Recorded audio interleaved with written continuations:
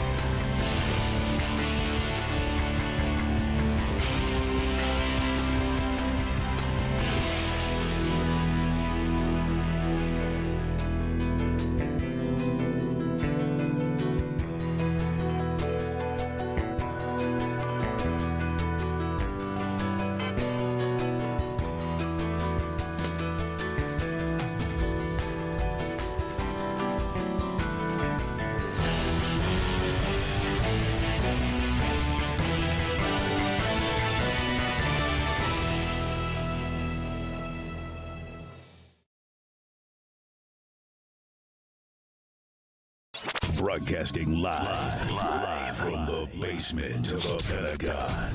This is W.T.F. Nation Radio. You're listening to the sounds of W.T.F. Nation Radio.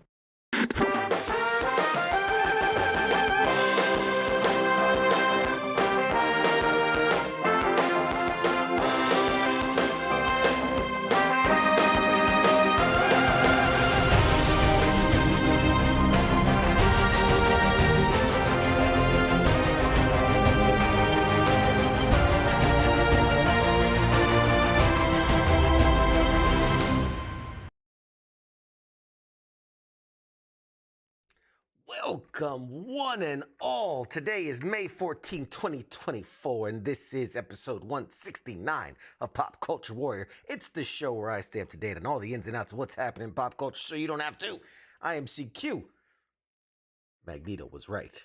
I'm your Pop Culture Warrior, and joining me tonight is a special guest co-host. Someone who I'm not even sure if I've had him on as a guest co-host in the past, but he's someone you should all be very familiar with. He is our beloved sports aficionado. Ladies and gentlemen, please welcome the actual King Smith, everybody. Yeah, watch me slide in. That's what I do. And All yes, I have been here one time, good sir. I am One time. offended. I haven't been asked to come back more.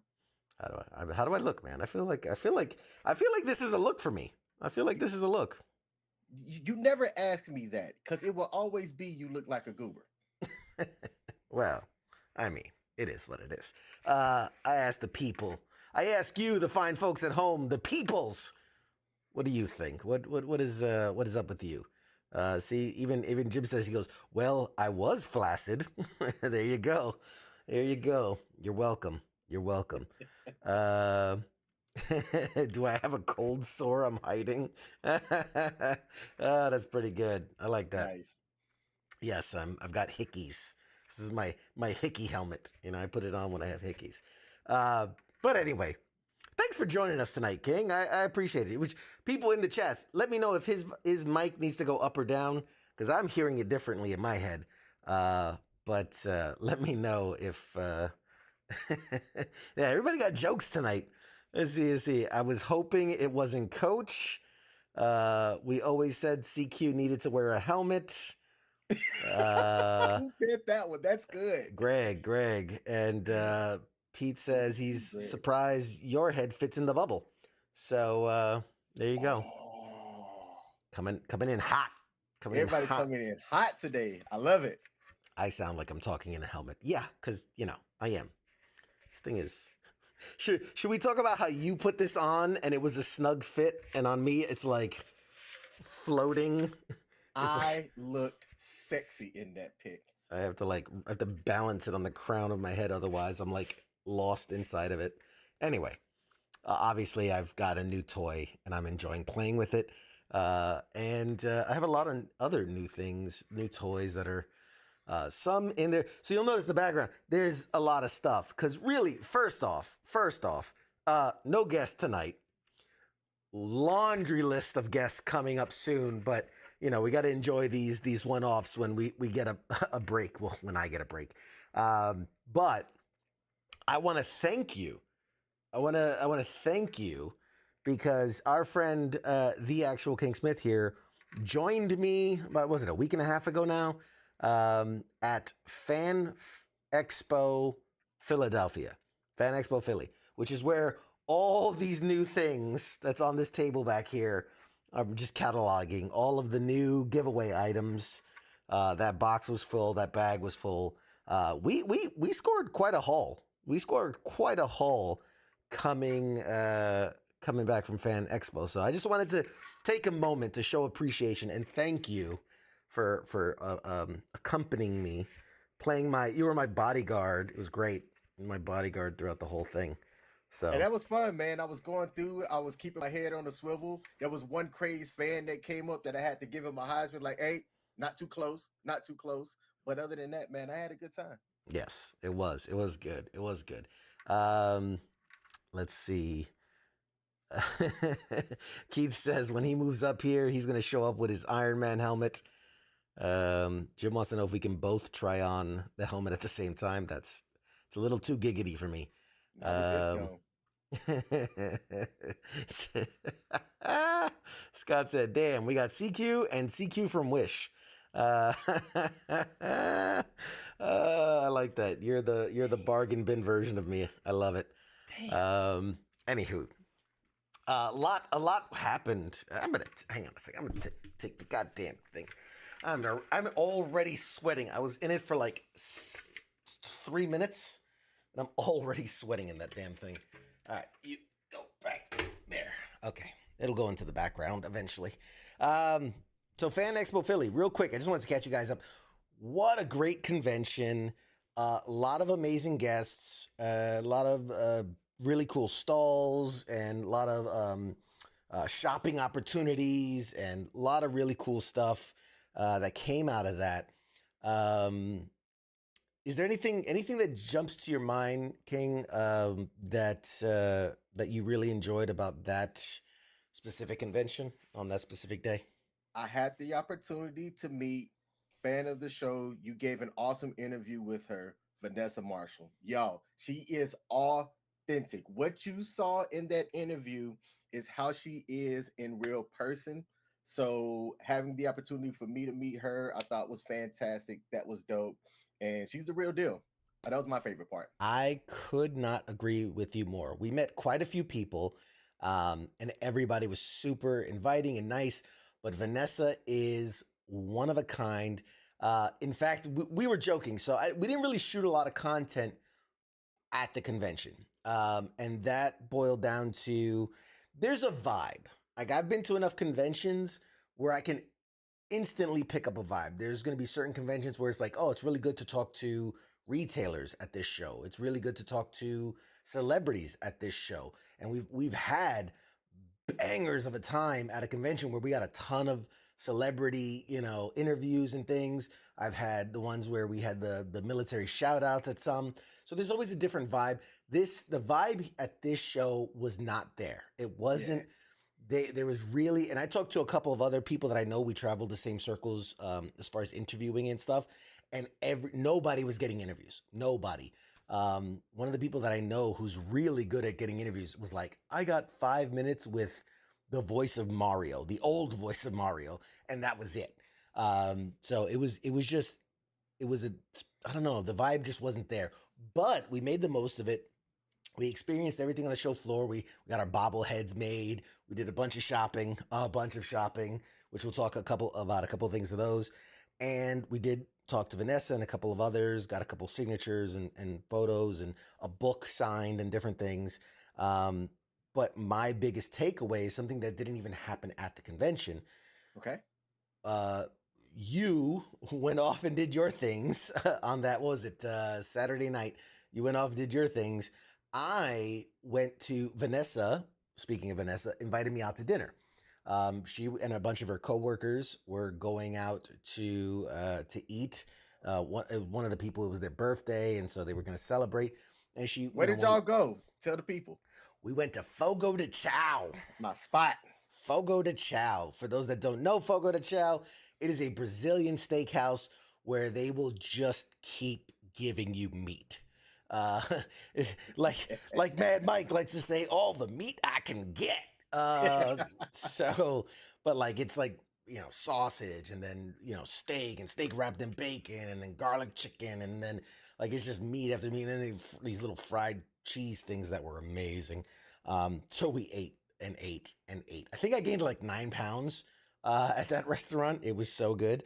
But the reason I mention it is because it gave me an opportunity to really spend time with Vanessa, not interviewing her, not seeing her at the con, like spend time with her and some of her colleagues in I guess what you would call like their normal everyday life, right? Just sitting down for a meal. I heard some stories that I cannot share because it got really real, first of all. Because, when she introduced me and they were like, oh, what are you doing? I said, I had interviews and things like that. And they're like, oh, whatever we say here is off the record, you know. And I was like, hey, I get it. We're off the clock. This is just a bunch of people sitting around talking.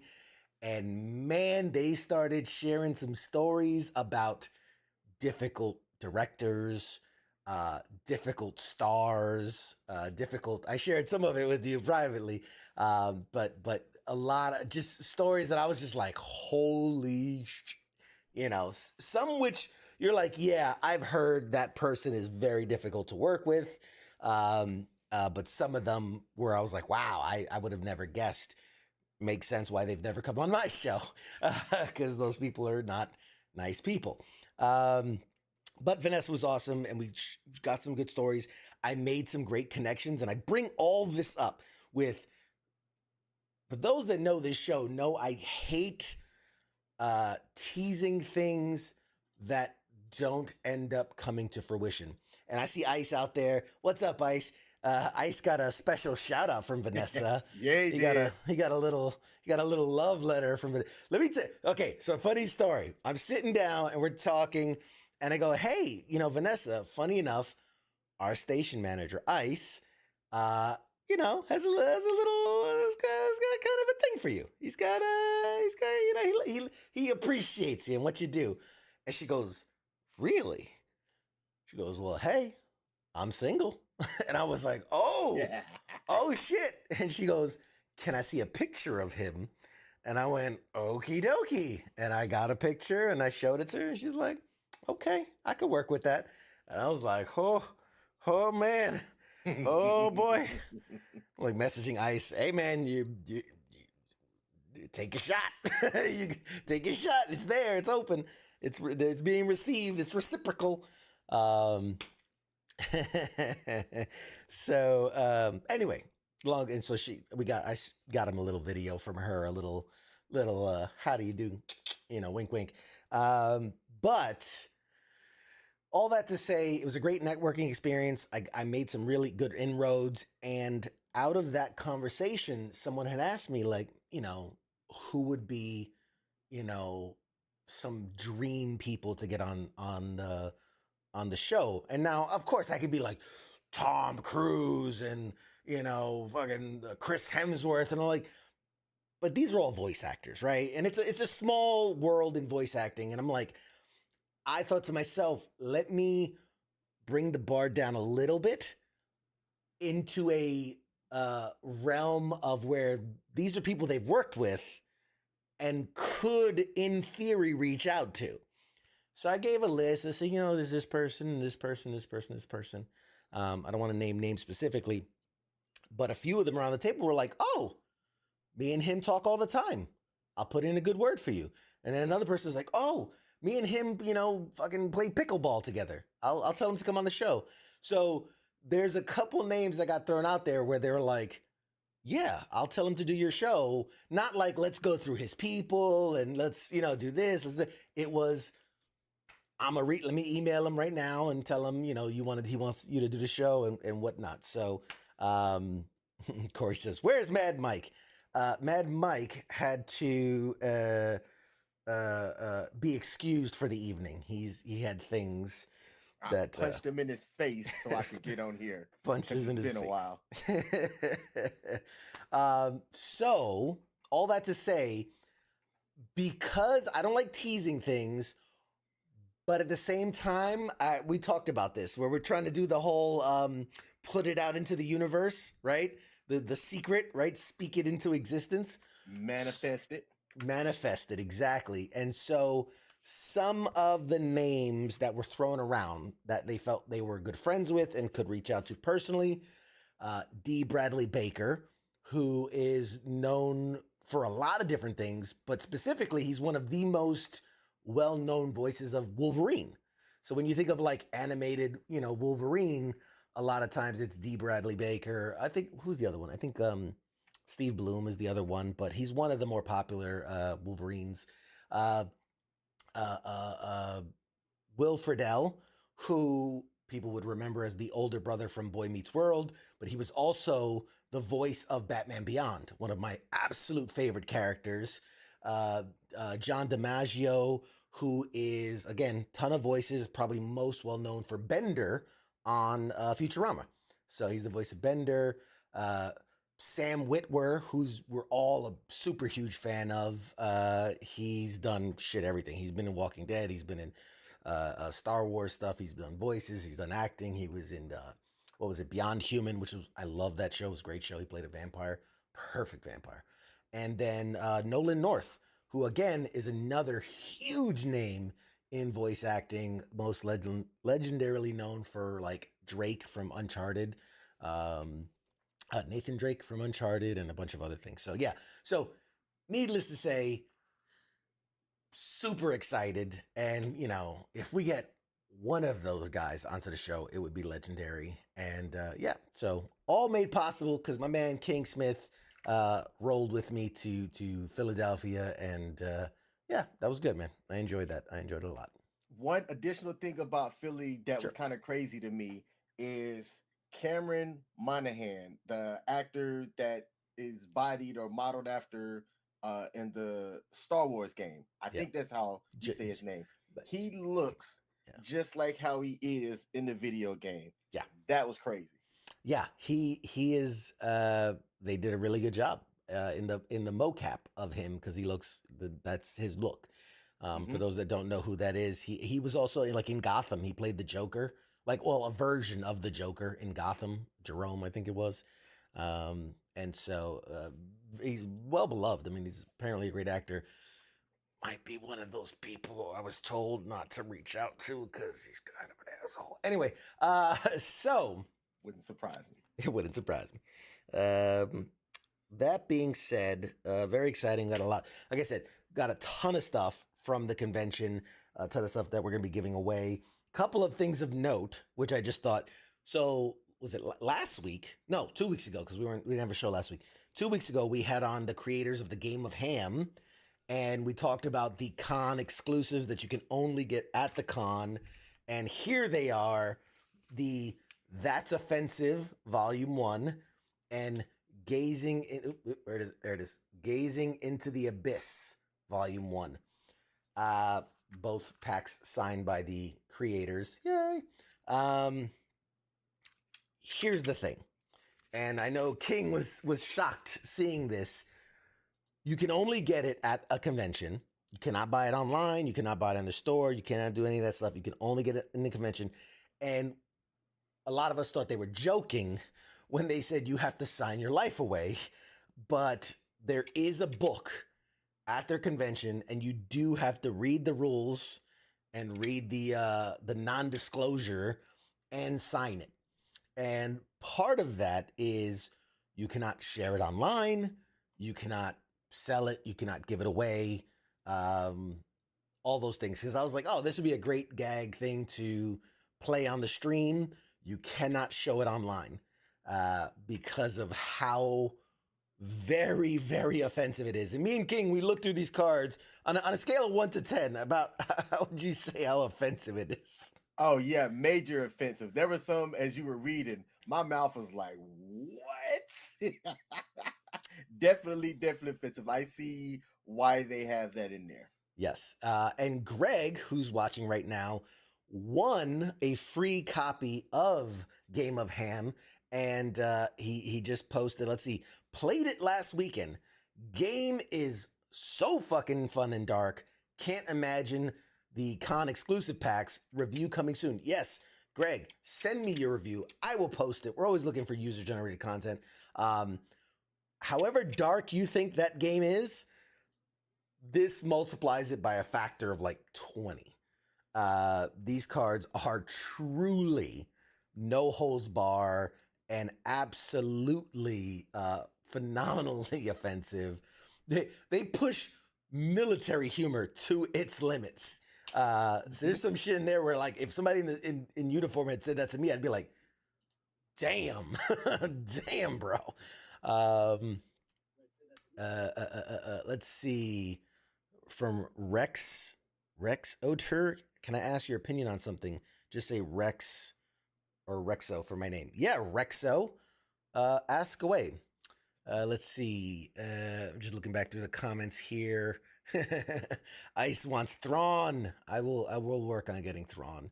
Do you want the voice actor of Thrawn or the um live action? Because I could try to get both. Um, what's the chances of getting the entire cast of Salute Your Shorts? Man, it's been a minute since I've even thought of that show, so I'd have to do some digging to even find out who is uh who is on the cast. But let's see, Steven says, "Hey, yo, vehicle maintenance gang from California, 2T3, get it, there, guy." Um, Rexo wants to know, what is your opinion on furries? Uh, Mr. King, thoughts? I think it's an interesting subset that I find it hard to not view in a very adult way. Um, that's oh man, I'm trying to figure out what to say so I don't get canceled. To each their own. I'm not Sure. against it. I think that if you're going to be a part of the furry kingdom, I think furries should just be adults with other adult furries, because there's some Mhm. stuff that goes on with that. Like, like real animals, they sniff each other's hind parts, right? And from what I understand, furries act like animals. So if In you're some going to be cases, yeah. going around sniffing other people's hind parts, at least have it be another adult. Yeah, I think, again, for each their own. Whatever your thing is, good for you.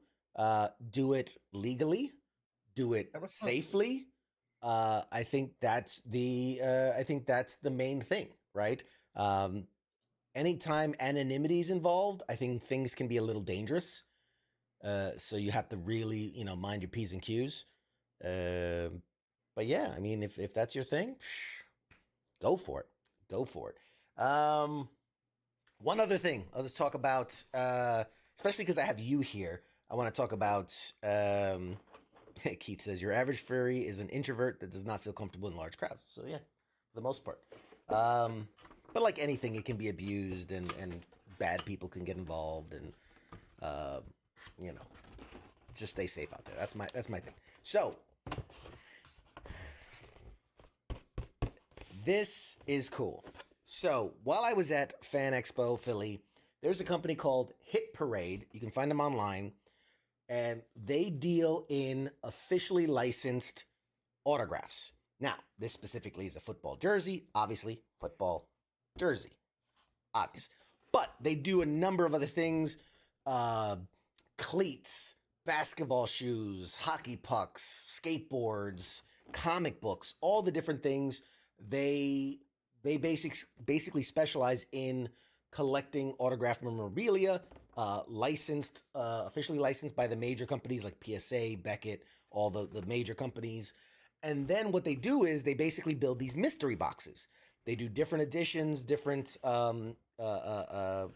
Like, so this one was I forget, the 2024 Series 1. And they're always numbered. So like this is box number 18 of 100. So they only did 100 of this series. And what I like about this, I'm not a big fan of mystery boxes because you really never know what you're going to get.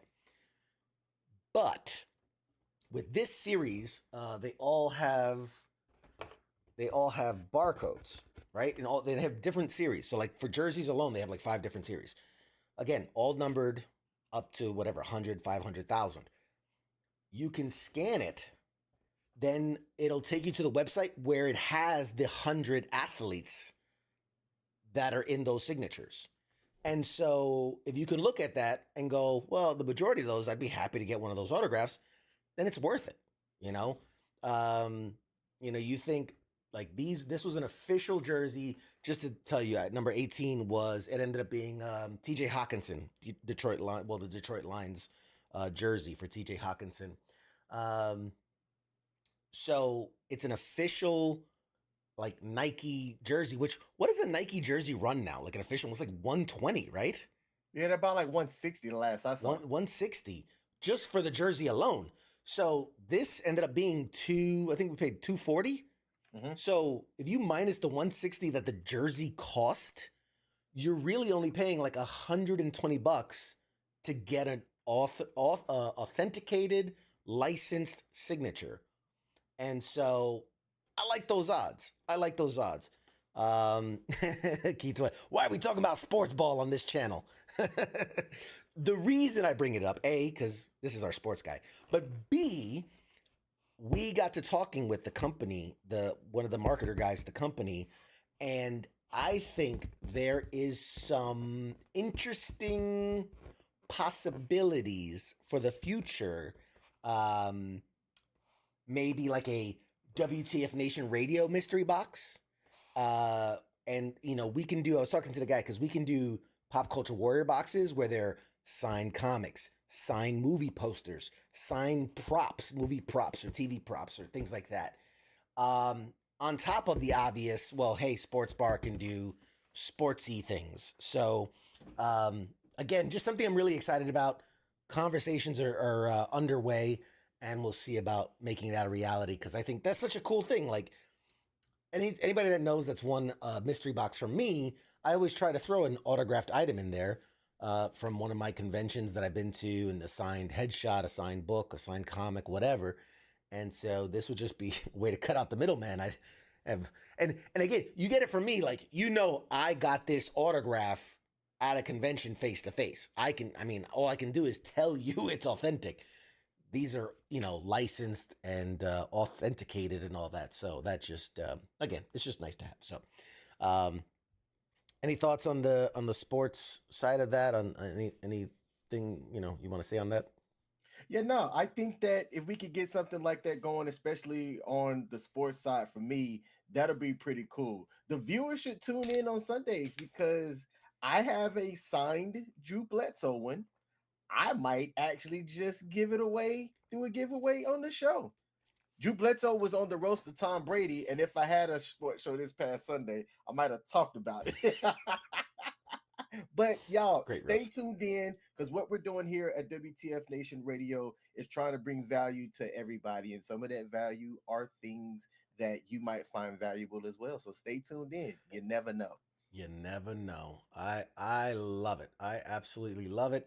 And lots of really cool opportunities that I think we've got coming down the pipe. So stay tuned for that. Now, I think it's time. What do you think? Nerd. Let's go for it. Let's go for it.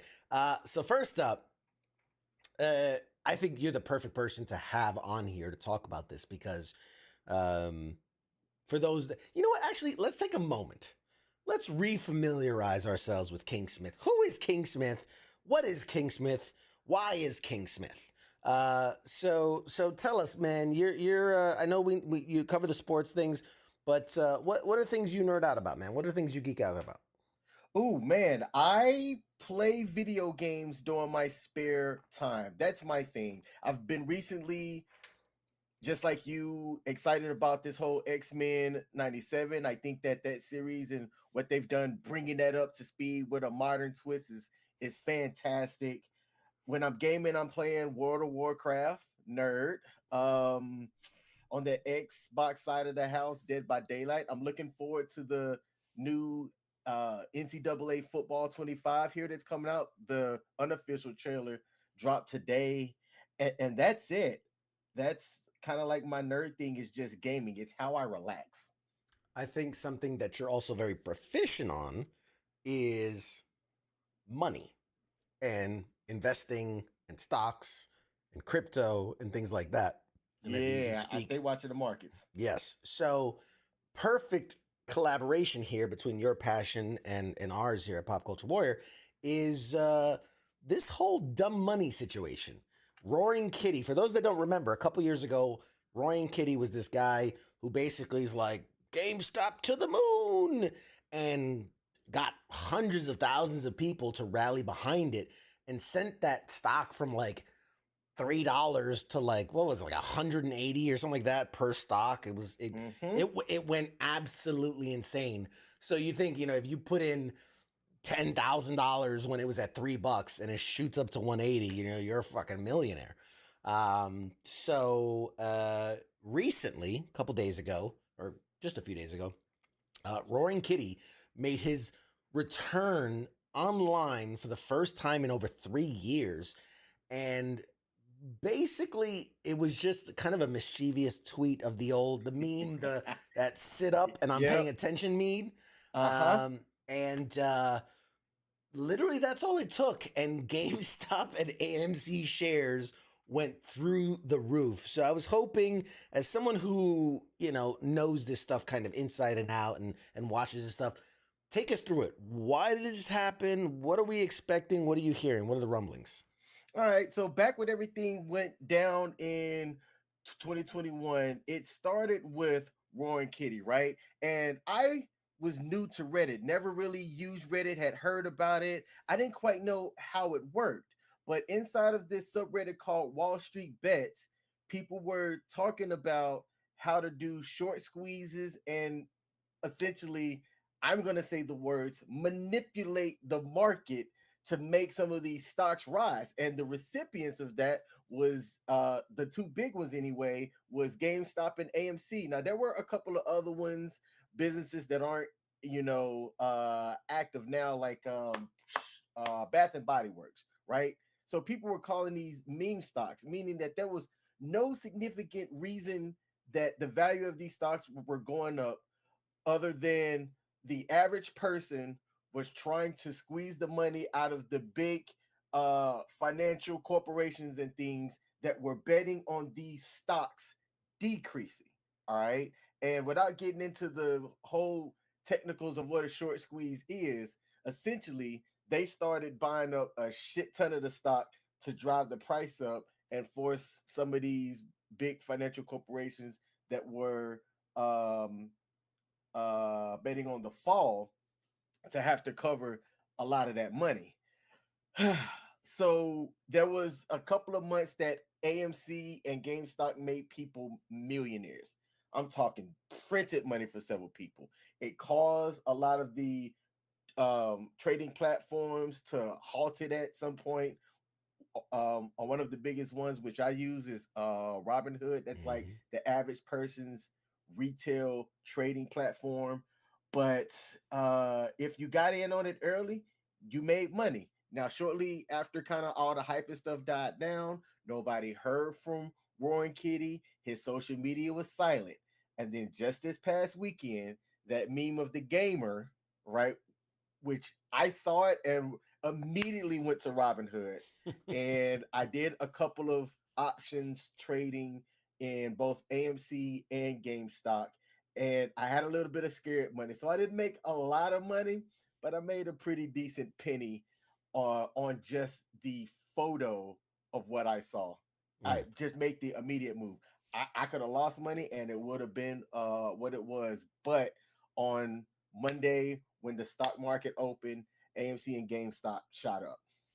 Now, what do you think? Is it going to continue to rise? Just, I know this is, by the way, full disclosure, this is not financial advice. Not financial We are advice. not telling you to get involved and spend your money. We're just speculating and, what could and feasibilities and whatnot.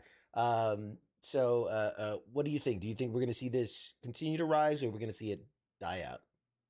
I think if you were some people that got into the markets early Monday and at the close of the market today, congratulations, you got lucky.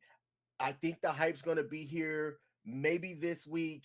I'd be skeptical going into next week, but I think folks that got in and made their money, they were happy. They've already closed their trading option positions and were extremely happy with the profits that they made. I don't think it's going to go as long as it did, like the last rally happened in 2021.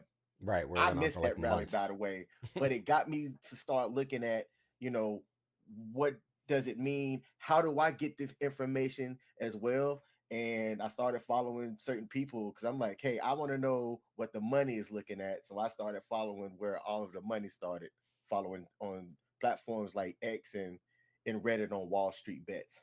Yeah. As Keith says, it's a big example of how the big dogs can still change the rules. And that's where some folks learned the hard way about margin call. They learned about margin calls the hard way. Yeah. And France, we're talking about the stock where is GameStop and AMC doing the rise because of just really on the power of Roaring Kitty. And did you see Dumb Money? Did you see that movie? It was good. It was really good. No. I actually need to watch it. There are several people that said, "Yo, you got to check it out." Yeah, I think it gives you an appreciation for I don't know. It gives you an appreciation for what happened, but also like it makes you mad because you see the level of pressure that people with money are able to influence these situations. You know, because the whole thing of Robin Hood, blocking the ability to buy and sell. The movie very much alludes to that this was pressure that came from these billionaire hedge fund owners and all that said like they put the squeeze on them and they're like, if you don't stop this, we're gonna limit your ability to do business. And so they panicked and they pulled the trigger, and then that sent a whole cascade of things tumbling. But yeah, it's a really fascinating story and movie. So I don't know. I'm curious. I'm curious to see how long this lasts. Go ahead. One quick thing to add too. I was recently surprised when the markets and stuff opened Monday and both GameStop and AMC shot up. Some trading platforms halted the trading of GameStop and AMC. Robinhood, who bundled it the last time, actually put out a little banner, and I saw it that said, "While other platforms have halted trading, we have it," because Robinhood stock dropped during the last time because a lot of angry people were like, "Hey, we can't get in the money like everybody else." They got pissed. I think that Robinhood did the right thing, learning from that, going, "Yeah, we ain't about to have this happen round two." Yep. And so that was a big outcome of that whole thing. There was a big shakeup at Robinhood and what happened after what happened. And so yeah, in my notes here it said, GameStop and AMC shares surged so violently it triggered a market-wide stock sale halt. Which again, it doesn't seem fair, right? It's essentially, you go to a casino and realize that one of the machines is just hitting, and then all of a sudden the casino just walks over and unplugs it, right? And is like, they're like, nope, can't have that. Which, again, Robinhood owns their ability to buy, you know what I mean? Like they're a whatever you call it, a middle person. So like, can they legally do it? I guess. Is it ethical? Morally gray, maybe. So anyway, I think that it's interesting to see how all this is going to shake loose again. I never thought we'd be here again just so soon after. And yeah. So, any last thoughts on that AMC GameStop stock? Any last Now, thoughts? man, that pretty much covered it. If I could share my screen, which I'd have to send it to myself, I would actually show how much money I made. It wasn't a lot. It was, I made a profit, Right. but I was gonna ship. I had the potential. I'll just tell you. I thought about doing a $2,000 trading option position that had I closed when I wanted to or closed when I did, I could have turned $2,000 to $50,000. And I had scared money, so I did a lot less than that because I had scared money. Whew. It is what it is. Again, Goodness. not financial advice, but don't risk to trade what you can't afford to lose. Amen. Amen indeed. Be careful out there, folks. It is a dangerous game. And honestly, again, this goes back to like, I do think in certain aspects, the deck is stacked against you. And so it's not built for the little guy to do well. Maybe that's how it was initially created, but I think over time, it's definitely changed in that it's not built for the little guy anymore. But moving right along, enough about that. Let's talk some actual pop culture news. I'm very, you kind of alluded to it, the X-Men 97, man. X-Men 97 has been phenomenal. I think tomorrow's the final episode of the season. Super pumped for that. Super pumped for that. Couple things. Have you seen the story of the X-Men mansion on Airbnb? Have you seen this? Oh my God. So, I was gonna say Netflix. Airbnb really, they did this big thing, like the Apple showcase kind of thing. They did their own version of a showcase, making all these changes. One of the things they wanted to lean heavily into is basically building homes to model certain properties, licensed properties. The house from Up is one of them, where you can if you're a super fan of that, and they gave a whole list. There was like Frozen and a bunch of different things.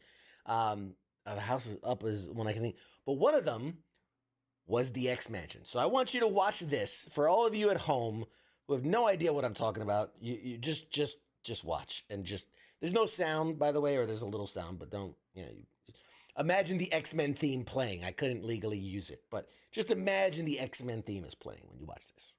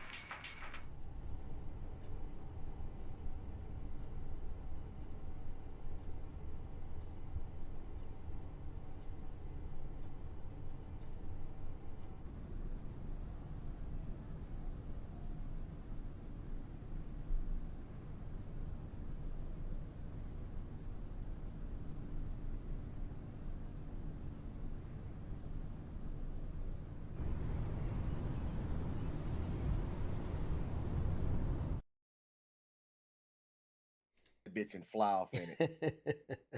So there you go, ladies and gentlemen.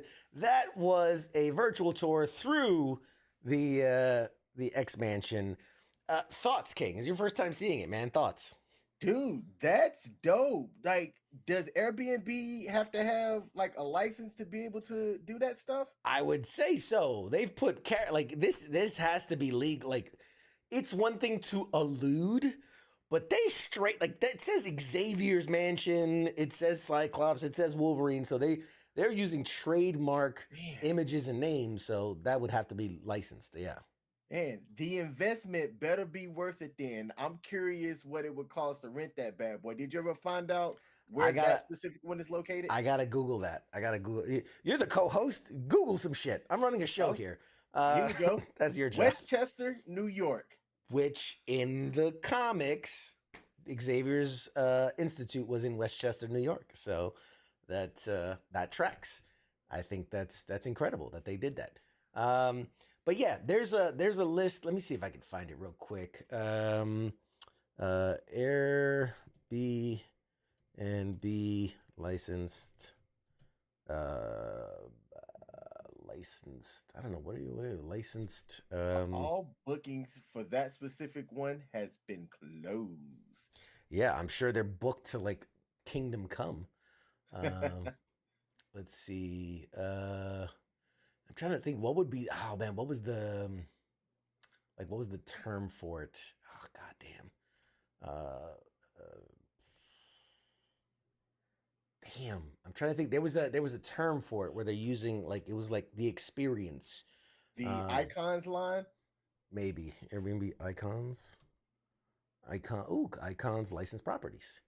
There you go. Okay, so 2024 summer release. Airbnb introduces icons, extraordinary experience from world's greatest icons. The Up House, the Ferrari Museum, X-Men 97, VIP Kevin Hart, Wake Up in the Musée d'Orsay. I don't know what that is. Living room session with Doja Cat. Prince's Purple Rain House. I'm trying to see what else. Purple Rain House. The Game Home with Alone Kobe place. Lamb. Go on a tour with Feed. Live with Bollywood star Jahavi Kapoor. Core Memories. The Inside Out experience. Yeah. Barbie's Malibu Dream House. Yeah, they're doing a whole series of them. And these are just the first 11 that are announced, and they said there's more to come. So Nice. yeah, it's interesting. It's interesting to see. Like I think the X-Men mansion, they nailed it. 100% they nailed it. Well, I know I saw pictures of the Up House, and that was really well done. I haven't seen the rest of them, but I can only imagine they're going to be really, really, really good. So excited for that, man. Like that's cool. Spawn Ranch. That would be cool if you could Michael Myers house. Oh God. Oh God. Nope, y'all can have that one. Whoever Yeah. said that. I'm like, yeah, you asked for some horror stuff. Like that's gonna be yeah, I'm good. I got enough of that shit in my life. The Enterprise. Oh, that's a good one. The Enterprise. Yeah. Hey, I would drop. if they're drop the black working card for that one. If they're working Marvel, I mean shit, Star Wars, right? Death Star, Millennium Falcon as a house, I think those could be. I'm sure they've got some type of Star Wars one worked out. I hope I don't steal your thunder. Please. Do you know what today is in relation to Star Wars? May the 14th be with you. George Lucas turned 80 today. Oh, God bless. George Lucas turned 80 years old. I should have like a sound effect for like a blowing up a birthday horn. Like, meh. Let's see. I don't know. I don't think that's working. But anyway, yes. So that's awesome. Oh, and while we're on X-Men, because, why not? This is pretty damn cool. I don't know if you've seen this because obviously X-Men Fever is kind of driving everybody right now. Where the heck do I have it? There it is. Check this out.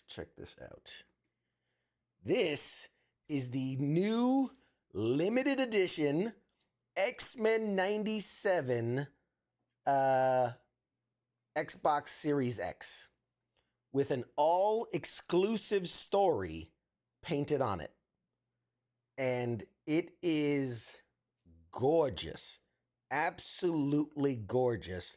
And now it does, I don't know if it comes with the controller, but check this out. Here is the line of X-Men controllers available. So you can play as your favorite character color scheme. Wolverine, Beast, Gambit, Morph, Jubilee, Jean Grey, Magneto, Storm, Cyclops, Rogue, and Bishop.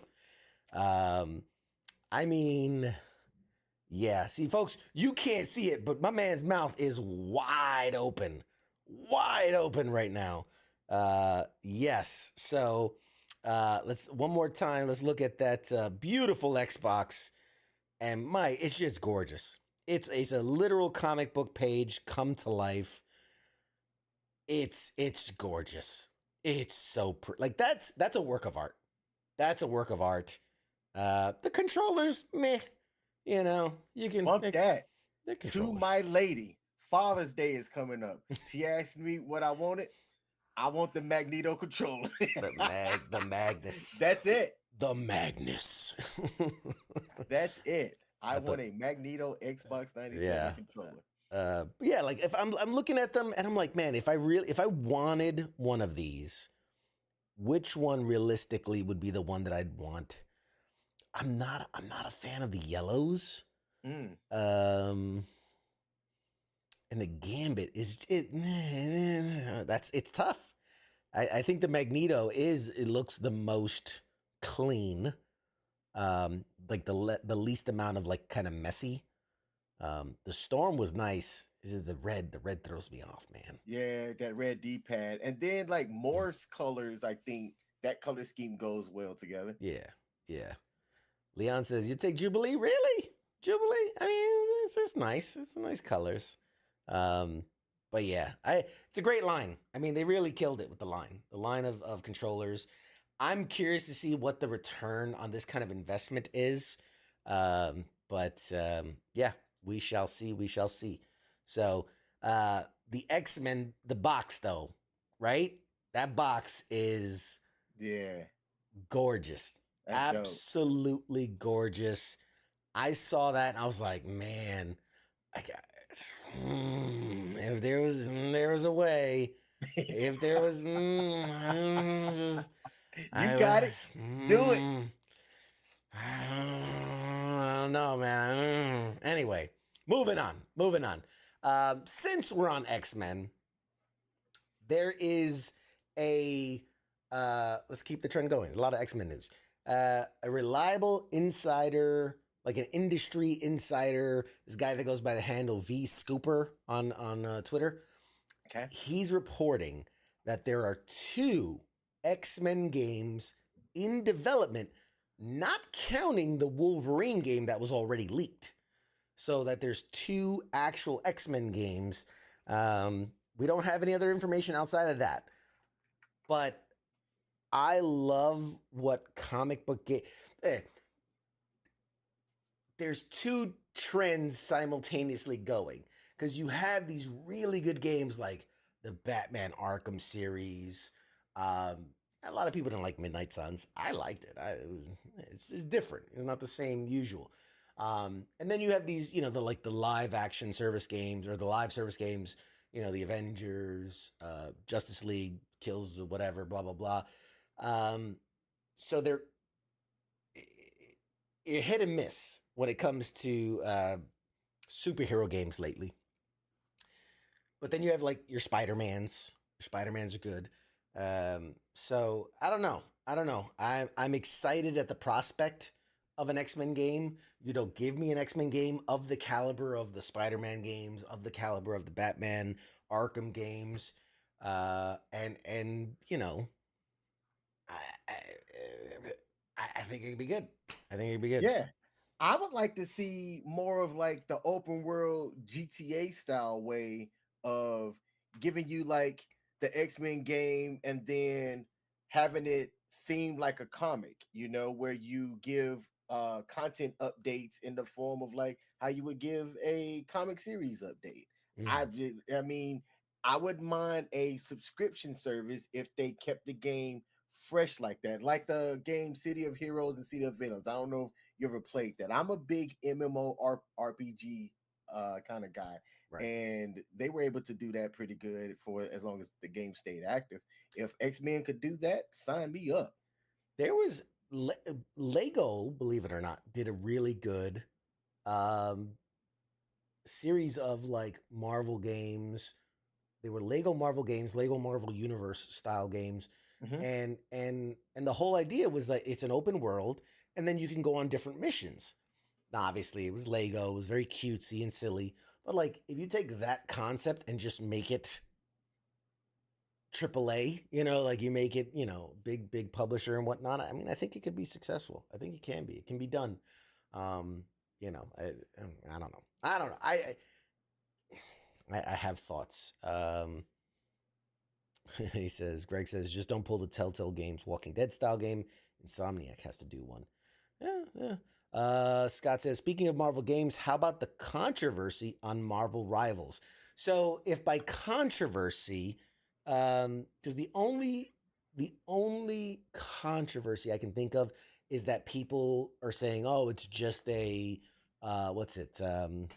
Apex clone, or not Apex. What's the other one? Overwatch. It's an Overwatch clone.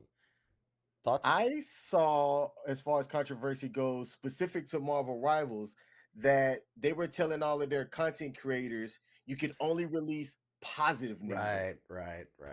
That's right. That's You're what I right. saw. I'm not sure if he's talking about that, but that's what I saw. Yes, Scott, if you could clarify, but let's speak on that. So there was a story that came out, or not even a story, it's a clip of, so for people, in order for people to get alpha access to the game link, to the game, they had to agree to a disclosure. And one of the disclosure was you cannot say disparaging things about the game and yada, yada, yada.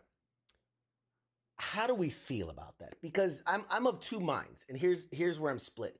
Because part of me says, well, if you're gonna let me play this game and I'm a reviewer, then it is inherently my responsibility to be honest about what I think. That being said, if I own the game and I'm giving you access, free access to play a alpha, meaning an early version of the game, with the expressed directive, because like if they said you cannot share it at all, nothing about it, this is private, I don't think people would be up in arms about it, right? Like, well, it's review blocked, it's embargoed. That's a normal. For those that don't know this, in the business, review embargoes are a normal everyday thing. I get access to a lot of shows and movies and things before they're released, and a lot of the time they'll say, "This is the date you can talk about it." Right before that, you're embargoed. You can't talk about it. It's a normal business practice. So, if anything, I would say Marvel was being nice, letting people stream it as long as they're not going to talk disparagingly about it, or I think the other thing was comparing it to other similar game styles. Right. So yes, Scott, that's exactly, you're right. Scott is about the disparaging game remarks. You know, he says access to a game for return of only positive reviews, I think is a bit scummy. But here's the thing. They're not saying you can only give positive reviews. They're not saying that. Like, they're saying you can't give negative reviews. There's a difference, right? Me saying you can play this game, but you have to give it a positive review, versus me saying you can play this game, but you cannot give it a negative review. I believe there's a difference. Some might argue that it's not. I believe there's a difference. I think it's just one saying like, hey, we don't want to, we're allowing you an opportunity to play this game. We're testing it. We want to hear your feedback, right? Because they didn't say you can't be constructive, like, oh, I think this should be improved. And it's just like, you can't say, this is a piece of shit. Fuck this game. It's just an Overwatch clone. Like, that's what they're trying to avoid. And I honestly don't think that they're going to like ban people for life if they said one or two negative remarks. It's a whole thing if you're trying to capitalize on the game and calling it out and whatever, glitches and bugs and things like that. I don't know. What are your thoughts, King? What are your thoughts? I'm never of the side that if I'm going to be given something and saying that if I'm going to review it, that I can't say anything disparaging, then I'm just not going to talk about it, because I'm the type of person that I think something should be fair. Marquise Brownlee, one of the biggest names in tech reviewers out there, he recently took an object and basically said it is not ready for the public, essentially, right? And it's way overpriced. And oh man, it made people just say that, oh, like this guy's tanking this product and things like that. But I'm like, no, he gave an objective, fair review of the product through, his wording or whatnot. And for Marvel to come out and kind of essentially say that if you're going to review this, that you can't say anything, engage in discussions that are detrimental to the reputation of the game. That's bullshit to me. I'd rather be like, F you, I'm not even going to review it until it comes out, and then you still gonna get my honest opinion. So let me throw this at you, because I know how your mind works, right? So let me throw this. If I told you play the game, and if you really don't like it, just keep repeating, I am not allowed to talk disparagingly about this game. You play more, I am not allowed to talk disparagingly about this game. And so that way, technically, you are not, right? You're not saying anything. You were just pointing out. I am making a statement. I'm making a statement by not making a statement. Absolutely do that. Yep. 100% would do that. Captain Petty, reporting for duty. Reporting for duty. I just think it's within their right, only because it's an alpha build. You're not paying for it. And like I said, in the industry, review embargoes are a thing. That is a totally normal thing. Because when that game comes out, you can talk shit about it all you want. But they're like, you're going to pay your $60 if you want to bash our game. You know what I mean? Don't let us give you a game for free and then you bash it before we even have a chance to get it ready for the public. Yeah. And like Scott says, I mean, you get put on a watch list, man. Like, you get blacklisted and you ain't gonna be getting no games anymore. And like Greg says, we do live in a world where people will bomb games and movies just out of spite, just because they don't like the actor or actress or director or the choice to gender swap or whatever it is. They'll just review bomb shit just because. But that's obvious though. Yeah. Like I think if you have a reputation of being fair, right, then you can weed out those that, well, I don't know this person. They don't have no identity on the internet, so I'm not going to trust shit that they say, versus a CQ of Pop Culture Warrior who reviews things fairly. I mean, if it was me, and we may or may not have someone here at the station who has an alpha access to the game and has been streaming himself playing it, and we can co-op Saturday nights with Nemo. So I'm like, here's the thing. If I'm watching someone play it and they're not saying disparaging things, but with my own eyeballs, I can see the game is trash or not fun, or, you know what I mean? So like, I could make my own opinions based off my two eyeballs. But I don't know. That to me that's a CYA, right? That's a cover your ass, because I feel like there are people going, and honestly, most of the reviews I've seen are positive. Most of the people playing it, maybe that's because they have to say it's positive. But for the most part, like I've seen people not give a shit, and they're like, it's an Overwatch clone, but I like that they did this, and this. Or hey, it's decent and it's alpha, so it's got time to get better. So I don't know. I try to think, if it. I don't know. I'm torn. I'm torn on this one because I can see both sides of it, right? You want honest reviews, but at the same time, if I'm giving you a product and I'm saying, hey, I want you to test this so that I can get feedback to make it better, but please don't shit on it before it's ready. I think that's that's an arrangement. That is a I don't know what you want to call it, a deal made between, player and company. I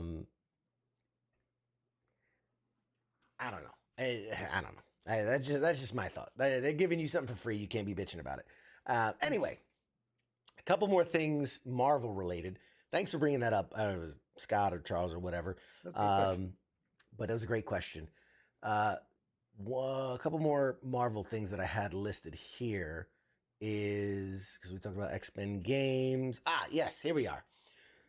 So this is MCU related, which I'm very excited. I'm very excited about this official announcement. Now, according to the Disney CEO Bob Iger, Marvel will be scaling back how many films and TV products it releases per year.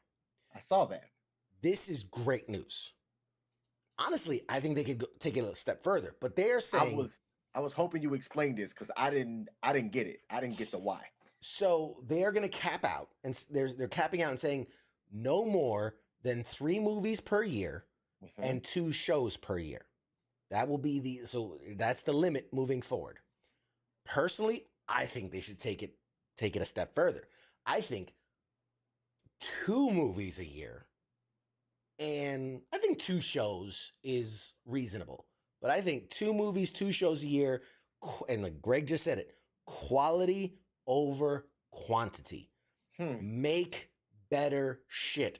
When they were making 1 to 2 movies a year, people loved it. And it wasn't until they started throwing out 4, 5 movies a year, plus 4 or 5 series, that people were like, man, superhero fatigue. And like, there was a dip in the quality. Like, let's call it what it is. You know, in the beginning of Marvel, the MCU, you had the comic book people making movies. And like, you had the people that know this stuff better than anyone making the movies. And the producers were in line, and the directors were in line, and the actors were in line, and everybody was cohesive.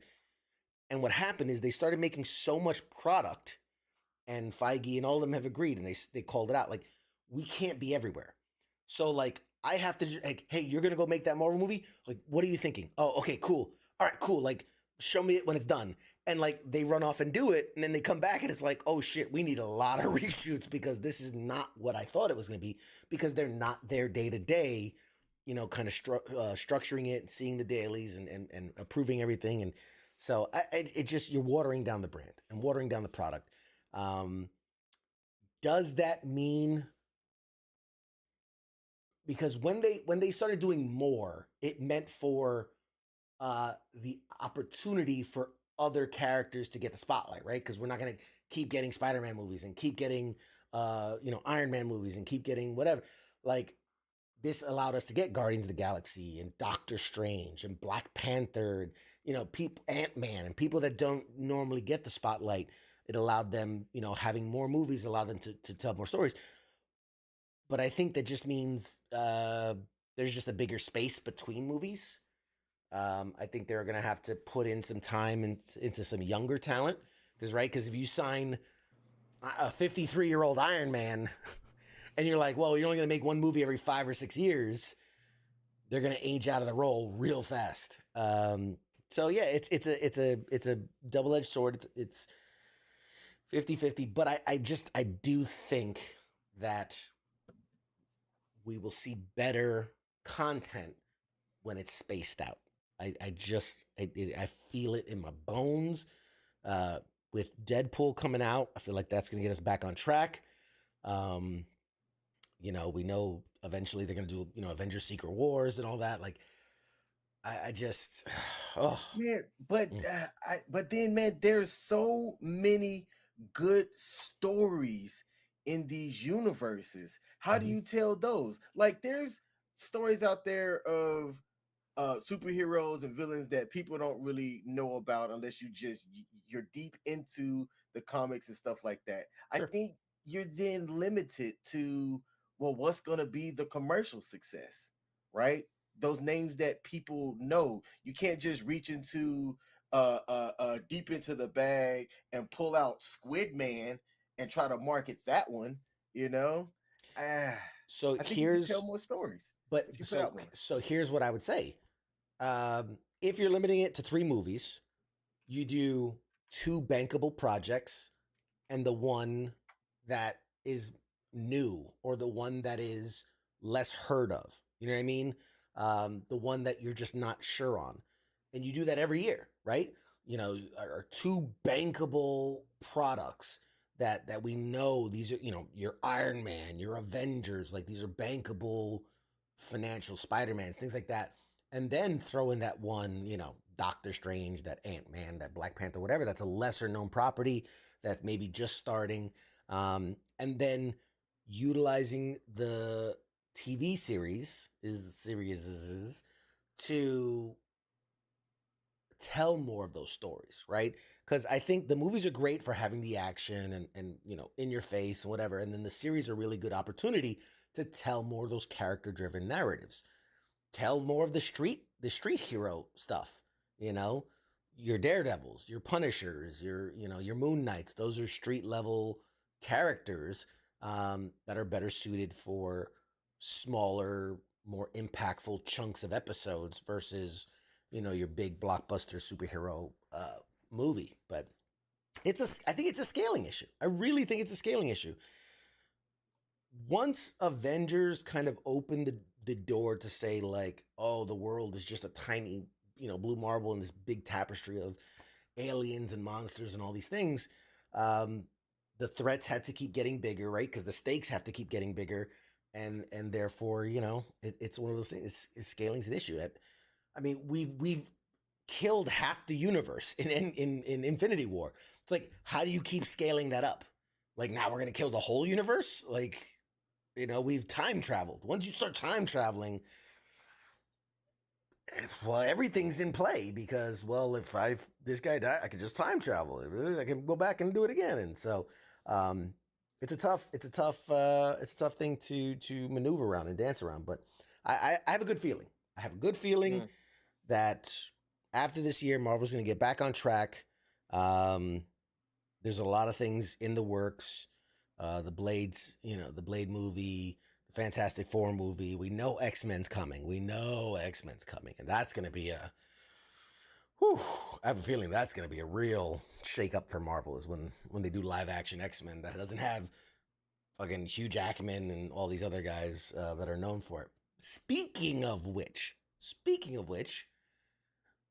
little bird says that Marvel is starting to reach out to certain actors and actresses to play some pivotal roles. One of the people that has been talked about quite frequently is, I'm going to pronounce this correctly, Janelle Monáe. I don't know if you know who that is. She's a singer and actress. Yeah, she was. She did a role in Hidden Figures. Great movie, by the way. Absolutely great movie. And I have here. Oh yeah, there it is. Let me pull this up.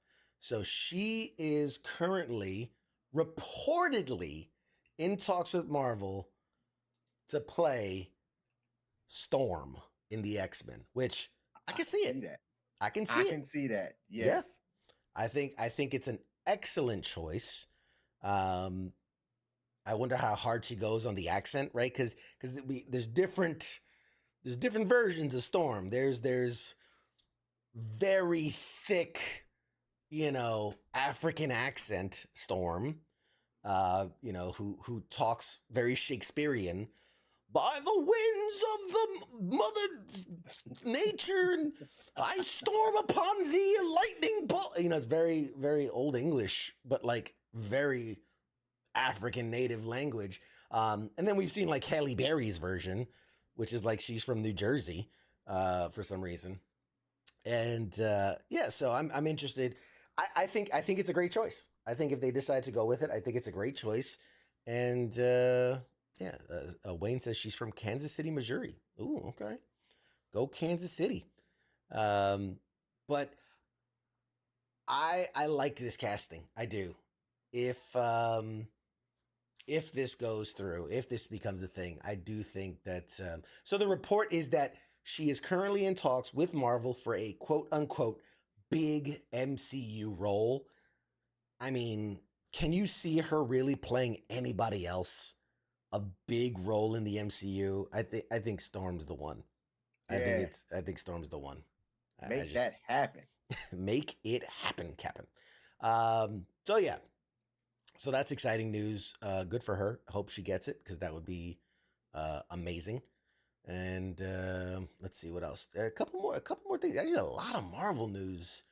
Yeah, here we go. A couple more pieces that I'm excited about. So, going from Marvel news, let's talk about fantastic news. See what I did there? Fantastic news.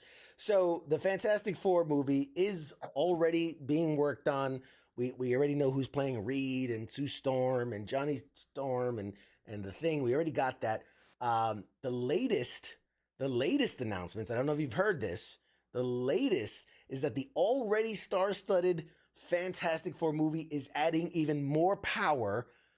John Malkovich is now cast in a mystery role. I would assume he's not going to be playing like Victor Von Doom. I seriously doubt that. And I think I'm imagining he's got to be like, what role would he play? I don't know. He's got to. He's got to be a villain, first of all, because I feel like anytime you don't have John Malkovich as the villain, you're wasting talent. I mean, honestly, John Malkovich is a supreme talent, but plays just the best villain. Oh God, like he was in Space Force, and he was like a scientist, but he wasn't like good or bad. He was kind of like morally gray scientist, and I felt like he was good, but like that's not his wheelhouse. That's not where he really sells. And I think he would kill. Yeah, Wayne says he's going to be a villain for sure. Obviously. Now, at first, I thought he might be playing. I mean, I first thought Victor Von Doom, and I was like, no way. But I thought Galactus, maybe.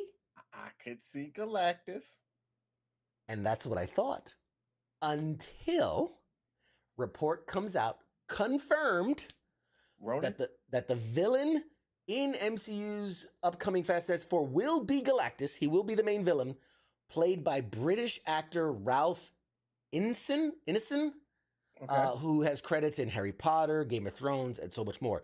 Phenomenal actor. Absolutely phenomenal actor, and I think he will kill it. Literally and figuratively, I think he will kill it as Galactus. So Galactus is off the board.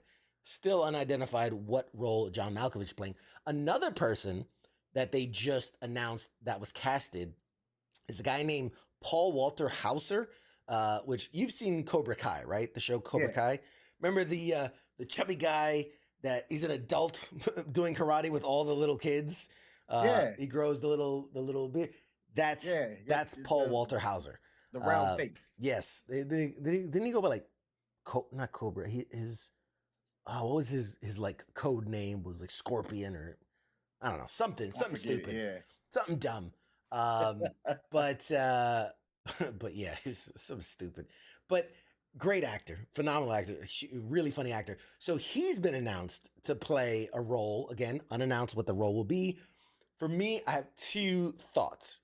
Knowing him, because there's the acting component of it, and then there's like the physical embodiment. So the physical embodiment, I could totally see him playing like a mole man character, like because in the comics, Mole Man was actually the first villain that the Fantastic Four ever fought. So I thought, and he could be more like a cameo character where like he's their first villain, but like they're like and like knock him because he's whatever, and then they go on to fight Galactus, who's a more a good foe to fight for whatever. But the other speculation a lot of people have is if you've seen the poster, Herbie, the little robot, is going to be a character within the universe. So some people are saying, well, he could be the voice of Herbie, right? He can, knowing his voice, I think he's got great comedic talent. I don't know if his voice screams, robot assistant. I don't know if that doesn't, because he's a very like, hey guys, hey, like he's very lower, raspier, growlier voice. If anything, I would have said he'd been a great voice for like The Thing, but whatever. So those are some new announcements as far as who's playing what. The more that comes out about this movie, the more excited I am about it. No doubt. because they have a phenomenal cast put together. They have an incredible writing team. They have Marvel, who is desperate for this to re-cement them as the storytelling superhero genre juggernaut that they rightfully are. They have a lot riding on this. If they mess up Deadpool 3, right? If they just, for whatever reason, it is just a dud. And because what's next? What's next after that one? The next Marvel movie is, there's something before Fantastic Four. Fuck. Captain America. I'm already nervous about Captain America. Why? 4. Why? Oh, let me count the ways. Already Falcon and the Winter Soldier wasn't super well received, right? Again, I didn't think it was bad. I personally didn't think it was bad. I thought it was pretty good. There were a lot of changes that were made because, again, this was during the COVID time, so they had to like, it was like right when COVID hit, and so they had to make a lot of changes in certain storylines and things, which I think affected the end product. That being said, I don't feel like a lot of people are on board with Sam Wilson as being Captain America. Call it what you will. You might say it's a racial thing, whatever. Because he's black. No. It's because he's black. But no, I think me and Nemo were talking about this during one of the game nights, in that he's not a superpowered individual.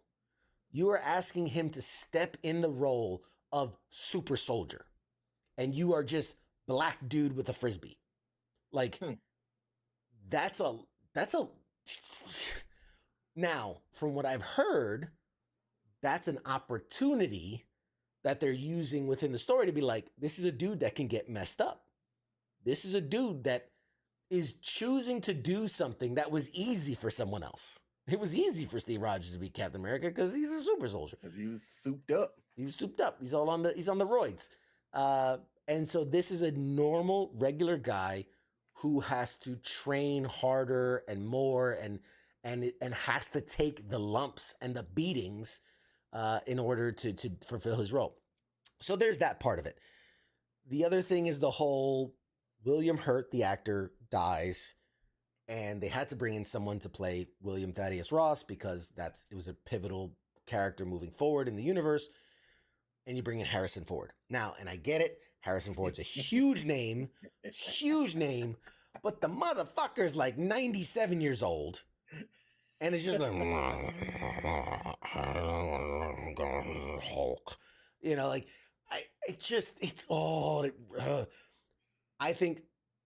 I think Harrison Ford was a phenomenal actor, amazing legacy, a career that you can stack up against anybody. But I think he should have stopped acting about 20 years ago. I think he should have hung it up. You did your thing. I mean, you don't need the money. You definitely don't need the money. I've seen interviews where he literally says, like, I do this because I just have nothing better to do. Like, he's like, as long as they're going to keep giving me stuff, I'll keep acting. And like, that's not a real good reason to do it. Just because you're bored. Like, Yeah.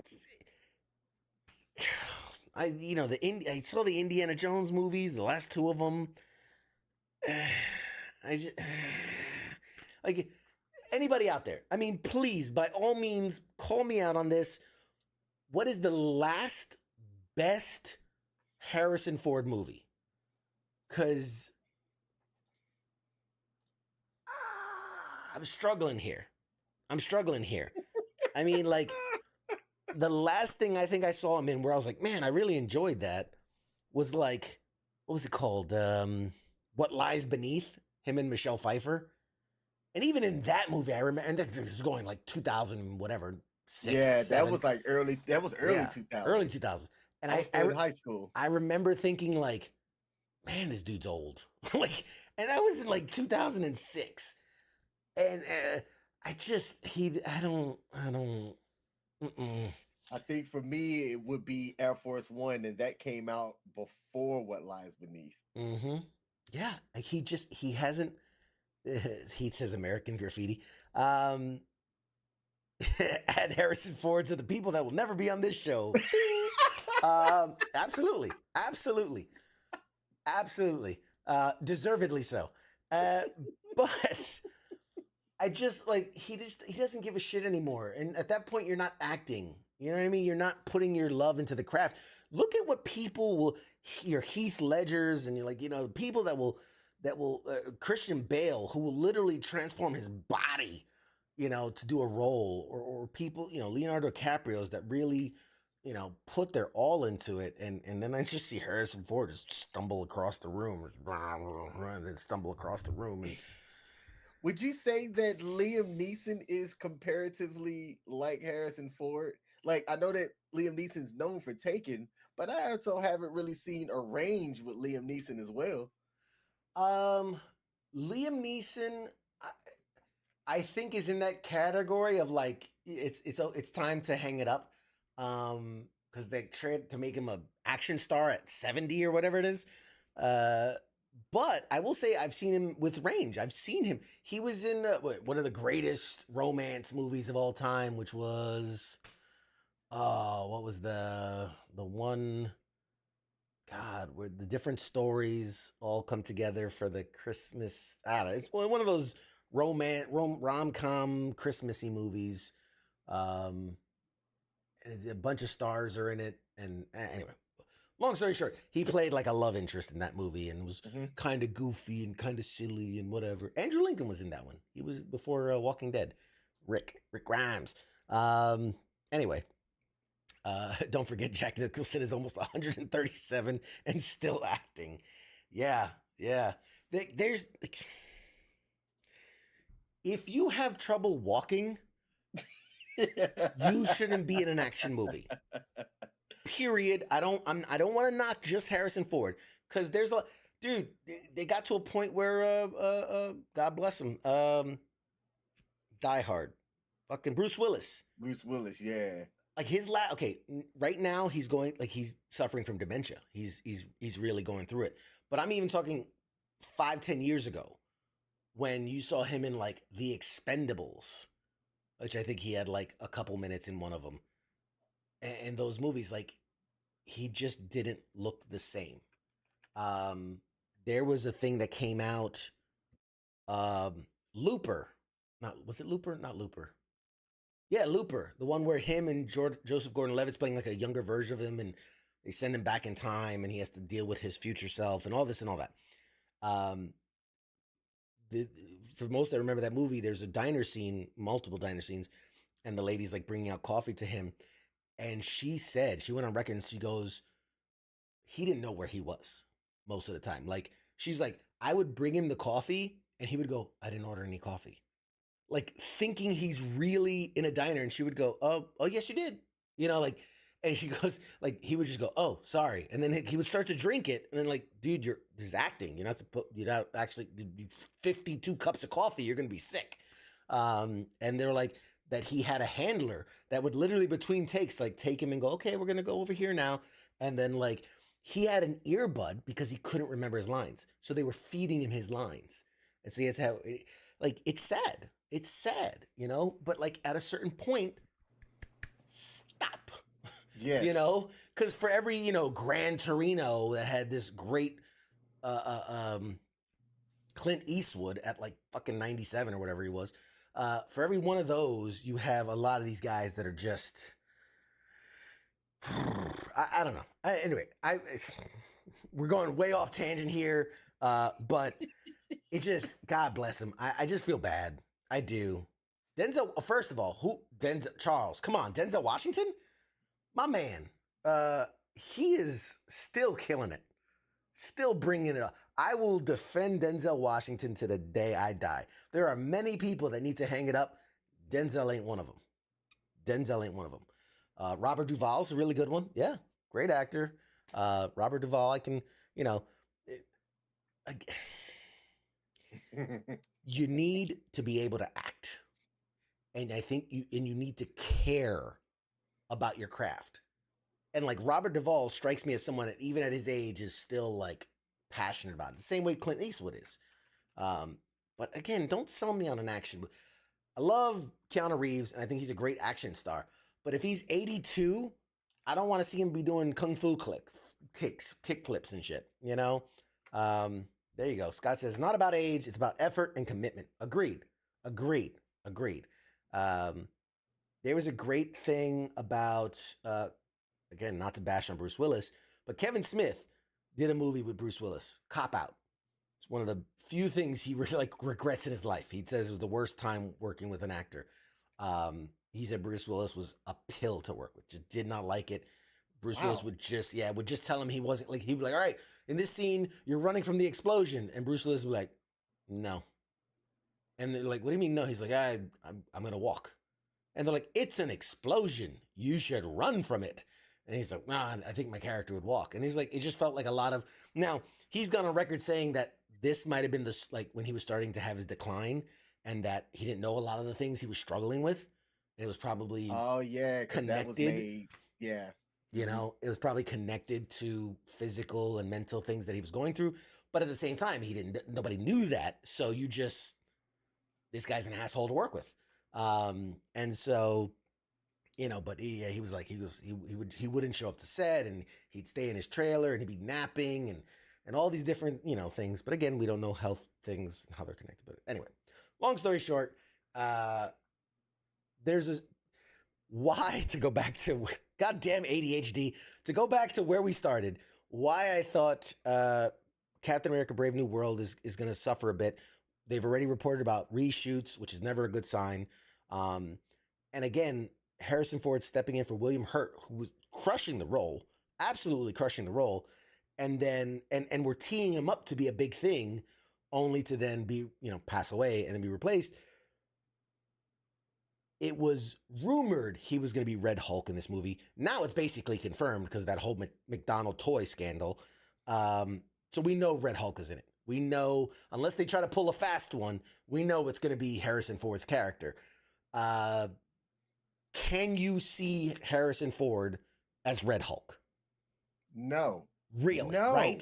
Right? No. So even if you say, well, it's a CGI Hulk, okay, but is he going to voice? Imagine big, burly Red Hulk voiced by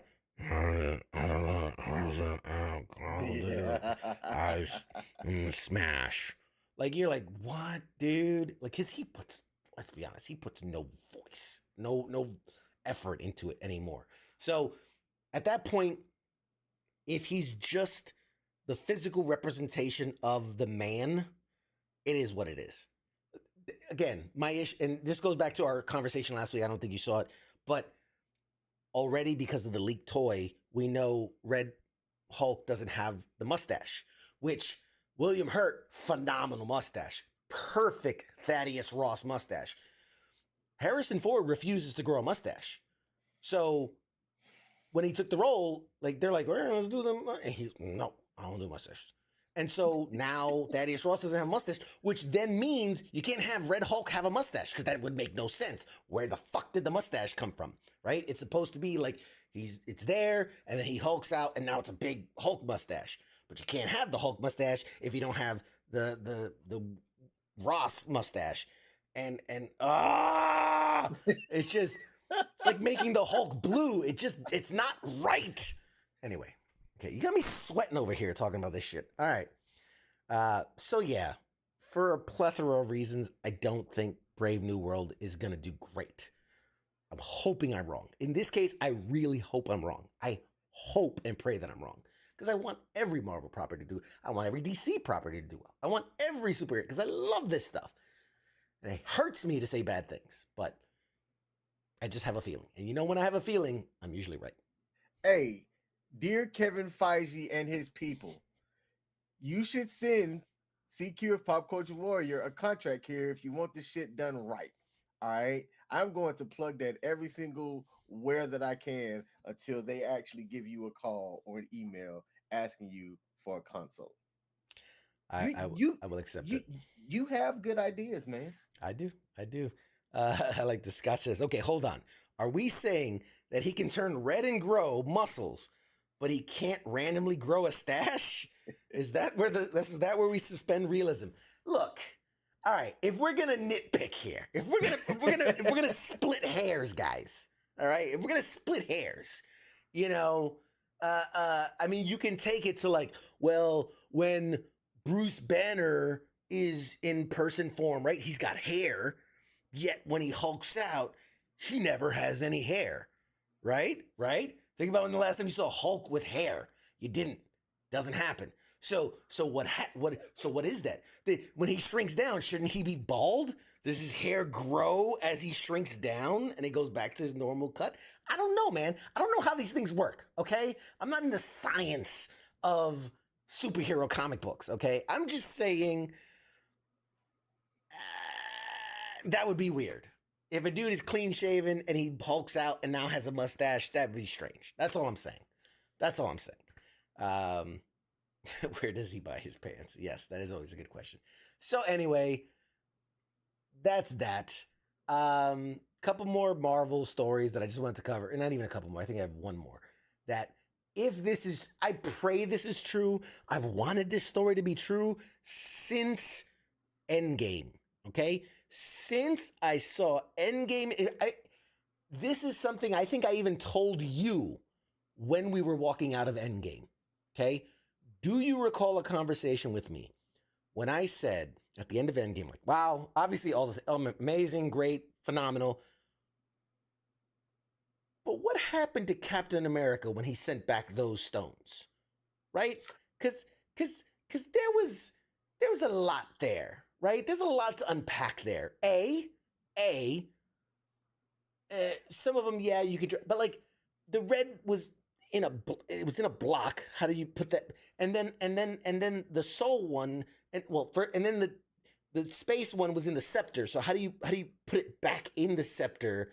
And then the pivotal one is like, how do you return a soul stone after someone died to get it? Right? Does that person come back alive? What's the conversation between him and Red Skull when he's like, hey man, I'm here to return the fucking hell, it's the Red Skull. You know, like that's a weird conversation. Like I wanted to know that story since Endgame happened. And now there's a rumor going around that Chris Evans is in talks to reprise Captain America for a limited series specifically about Steve Rogers returning the Infinity Stones after or during Endgame. That how he goes from going back to being old, basically. Okay. And that it's being presented as a 6-episode special limited series event, which makes sense. Make 1 episode per stone. Each episode. It's a very remember Yeah. what was where he jumped through and he was in different bodies. Fuck, what was that called? Not God, it's gonna kill me now. Where he was jumping from body to body trying to find his way home. Oh, not Time. I was gonna say Time Cop. No, it was God bless it. Somebody help me out there. Y'all know what I'm talking about. They just did a remake. Of it. It's an old show. Yes. Yeah, the guy who could go through space and time and would end up in different bodies. Quantum Leap. That's what I'm talking about. Give me a Quantum Leap style of show where it's Captain America, now other than the body snatching part, but it's Captain America jumping to different times and different places and different events and returning the stone and all the shit that goes with it. It could be a 30-minute episode. It doesn't even have to be an hour-long show. It could be a 30-minute episode of him just jumping in, getting into a little, sneaky, whatever, and working with people and, doing different peeks at history and time and then boom. And then, and then he ends with Peggy. I'd be there for it. I'd be there for a couple of different reasons. I think you can do good storytelling with that. Like it doesn't have to be all the action and the fighting and the things like that. I think you can still get people invested in a good story. Yeah, absolutely. And you can get away with certain things. Like I'm trying to imagine, like he doesn't have to be in super good shape, right? Because you know he'll be wearing like street clothes and things like that. He doesn't have to be in the Captain America suit, right? So I'm thinking from an acting perspective, he could be in regular clothes. Doesn't need a lot of to get the super buff in shape or anything like that. And you could do it low budget. I mean, I don't know. I don't know. I just think that there's a lot of opportunities there. So I'm hoping and praying and please God let this be true. More than anything, I would love for this to be true because I want that. I want that so bad. I want that so bad. So yeah. Anyway, Quantum Leap. Thanks, guys. You on the spot. Johnny on the spot there. Yes, Quantum Leap. That was gonna kill me. Couple more stories here. Ooh, this one I really like. This one I really like because it's a shit story that became a really positive story. For those that know or don't know, Helldivers, huge game over the last year-ish, blew up out of nowhere. Everybody's playing it. Everybody loves it. Mostly PlayStation guys, some PC guys. Came out a couple weeks ago. Hey, you are going to have a PlayStation account linked to this game or you can't play it. Ooh. And you didn't hear about this? No. Oh my God. It was huge news in the gaming community. Basically, because it's owned by a developer owned by Sony, they're like, hey, we've got all these hundreds of millions of people playing. They sent out an announcement that you will have 30 days. It was like from like May 1st to May 31st or whatever it was. You have 30 days to create. And like, they're like, even if you don't have a PlayStation, you can go online, create a PS account, whatever, and then you have to link it to, so if you're playing on PC, you would still have to link it to a PlayStation account in order to play the game. Otherwise, you won't be able to log in. They just dropped it. Within hours, there were tens of thousands of people pissed off. Now, obviously, a lot of PlayStation players, they didn't give a shit. They're already linked in there, so they don't care. But PC players came out in force, in droves. It got heated quick. Good. Within 3 days, Helldivers, which is a beloved game, right? Hundreds of thousands of negative reviews flooded the market. People started review bombing the hell out of Helldivers 2.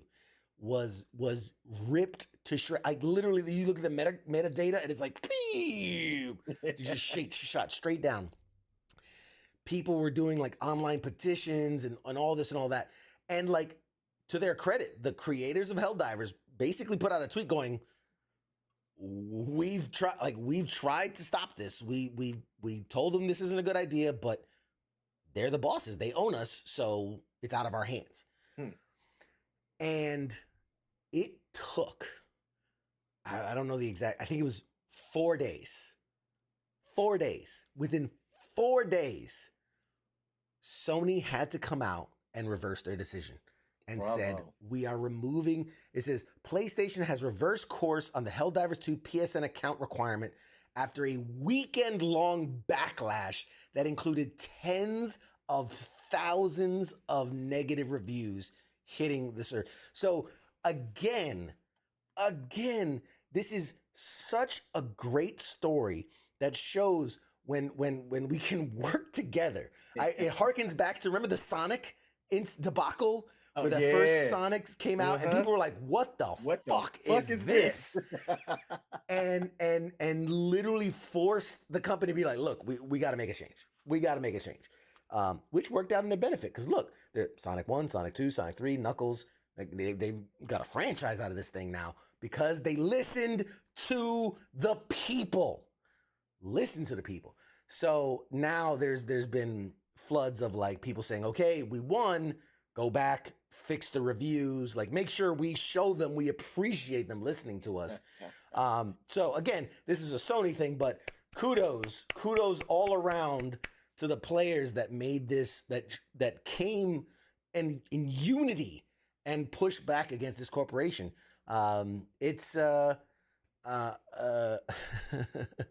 If only people yes. Okay, you're in the wrong place for this one. If only people felt that strong about congressional insider trading. Agreed. Hold on, get me started on that. Agreed. This isn't the platform. That's like a Monday thing, a Thursday thing, maybe a Wednesday thing. That's not a Tuesday thing. I can only speak to what I can speak to. My whole point is that kudos to the player base who have pushed back. I wish they pushed that hard to say, hey, make this game cross-platform, bring it to Xbox. If they push that hard, we can make it happen. We can make Xbox a thing. Now, to the credit of I saw this a little while ago. I didn't put notes in it, but to the credit of the creators of the game, they're celebrating along with everybody else. But they kind of teased that they're going to do like a, because I guess in the game, certain campaigns you can earn like cloaks, like special, whatever. Like I was at the Battle of fucking whatever Cave Run, and you get like a cape for that. Okay. They're going to make a cape that says like I was part of the PSN ban or whatever it is. Like they're going to do like a special. Yeah, they're going to do like if you were one of the people that reviewed or whatever, you're going to get like a thing. So I think that's awesome. I'm like, play into it. Speaking of Sonic and Knuckles, have y'all talked about Knuckles on this show yet? The TV show, the Paramount 6-part show, I haven't talked about it. Do you have something to say? Have you seen it then? I know what you're gonna say, so go ahead and say it. Okay, I'm just gonna keep this short and brief. I've tried watching it twice. I have fallen asleep by episode 2 every single time. So I haven't made it to episode 3 and beyond. It's a slow start for me, even slower than Scarlet Witch. I'm just not feeling it. So I'm curious if anybody that's watching or listening, if y'all have watched it and what y'all think about it. Because for me, it's a snooze fest. So if you've seen the Paramount Plus series Knuckles, the 6-episode series, let us know. What do you think? I have not watched it. I do intend to at some point. I've just been high on other things right now. But I will say that a lot of the feedback I heard was kind of mid, in that there are some good stuff and there's some I did hear a lot people say that it was a slow burn, like it was a slow start, but that like halfway through the series it kind of picks up. I heard some of the characters were really good and some of them were kind of like, this is just filler. So nothing to write home about, but it is what it is, Yes, Wayne says he does have Paramount. Yeah, if you have Paramount, man, check it out. Let us know. Give us a review. If you want to write a review and share your thoughts to the world, send it to me. I'll post it on the page. I love user-generated content. So if you have a movie review, a TV review, a video game review, or just want to rant about a specific topic, send it to me and we will put it up there because that's what it's all about. So that's Helldivers 2. Let's see, a couple more, and we will start wrapping this thing up. This one. So Microsoft, who recently purchased, Bungie and Activision, or not Bungie, they've had Bungie, Activision, Blizzard, and the like, spent all this money buying up all these studios and have now, over the past couple weeks, been shutting down studios. The makers of Redfall, Arcane Austin, shut down. The makers of Hi-Fi Rush, which was actually a pretty good game, and The Evil Within, which sold well, which is developer Tango Gameworks, and Alpha Dog Games, all shut down. They've absorbed Roundhouse Studios into the ZeniMax Online Studios, so it essentially shut them down. It's a lot. It's a lot of closing. Scott says, my review of Rainbow Six Siege. It's good. Get it. All right, man. I'll post it. Posted. So, yeah, man, it's sad to see that like there's these studios. Again, it's one of those things where I'm torn because like I get it from a business sense. Like, they just spent whatever it was, $52 billion to acquire all these massive franchises. you gotta get money. You gotta get money where you get money from. You know what I mean? You gotta shut things down and save money. But at the same time, I feel like what's that old saying? Cutting off your nose in spite of your face. Like, Yeah. we understand that the Call of Duties sell well. We understand all that. But the beauty of gaming is that there's such a wide, varied style of game, choice of genres, all those things. And what they're ending up doing is buying up all these studios that are making all these games, handpicking like the one that they consider profitable, and then you're losing out on all those other games. Um, you know, I love AAA games. You know this about me. I play games a lot. And I will play AAA games, right? I will play Maddens and Call of Duties and all that. But me personally, I like to go through like the big budget AAA game and then play like 2 or 3 indie games, small games, and then go back to a big budget. Like, I like to vary. I like to vary myself. I like to go from a Halo to a Madden to a, Call of Duty to a Gears of War, but then also mixing in like puzzle platformer, driving sim and like all these different things. And it makes me a little sad that like at a certain point we're not going to have that. It's just going to be all Microsoft games, all Sony games, and like a handful of indie companies that are on the verge of being bought out by these big companies. So, yeah, I don't know, man. I don't. What do you think? What do you think about Microsoft buying these companies and then shutting them down? I think it's dangerous. Part of what I hear and one of the things that I immediately think about is if you become like the guy, now you can kind of be able to control like how you want people to then give you money, right? Like I can see 10 years from now where Microsoft's the big, name on the block and like they're they transition more to like a subscription based model where you're paying for Game Pass, you're paying for, all these different content pushes for everything, right? Like not just your one-time buys and plays, it's going to go through everything. And Microsoft's still just going to be able to print money and you'll have your indie small time folks come through because folks are going to want to see different and there'll be something that comes out there and will do well because it's not the big Microsoft. I don't think it's good for gaming as a whole, but these companies are seeing big dollar signs and I kind of don't blame them either. You throw $46 billion at me, I might be talking to the board of directors real quick about why we should go ahead and sell and pull out.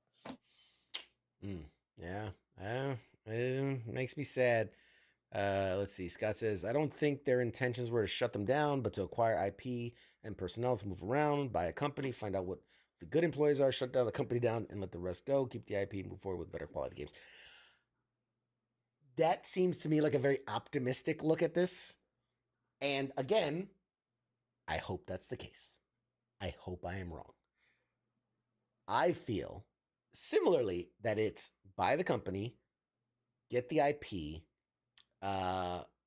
shut the company down, and then figure out a way to make that IP the cheapest way possible, which is worse quality, right? And then my biggest concern always is if let's say you create a game, right? And it's got your fingerprints on it, right? It's your blood, sweat, and tears. And then I buy you, I take that IP, and then I kick you out, and I give it to Pete to make that game. That game's going to be very different.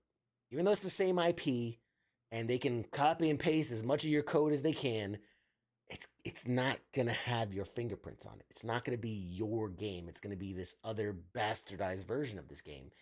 And I think we're going to see that a lot. I'm curious, long term, what's that ROI? What's that return on investment? They just bought Activision and Blizzard. huge acquisition. It was like whatever it was, $52 billion or whatever it was. That's going to take them 2 console generations worth of AAA award-winning games to even break even. You know what I mean? Like, you're going to have the best-selling game every year, year after year, for the next 20 years to break even on that kind of purchase. So, I don't know. I don't know. I don't know. I don't know. It makes me nervous. It makes me nervous. I don't know. We'll see. We'll see. But let's see. Oh, and because somebody was asking me, I did have a note here that Assassin's Creed, the next Assassin's Creed game, was just announced. It was formerly called like Assassin's Creed Red, I think is what they were calling it.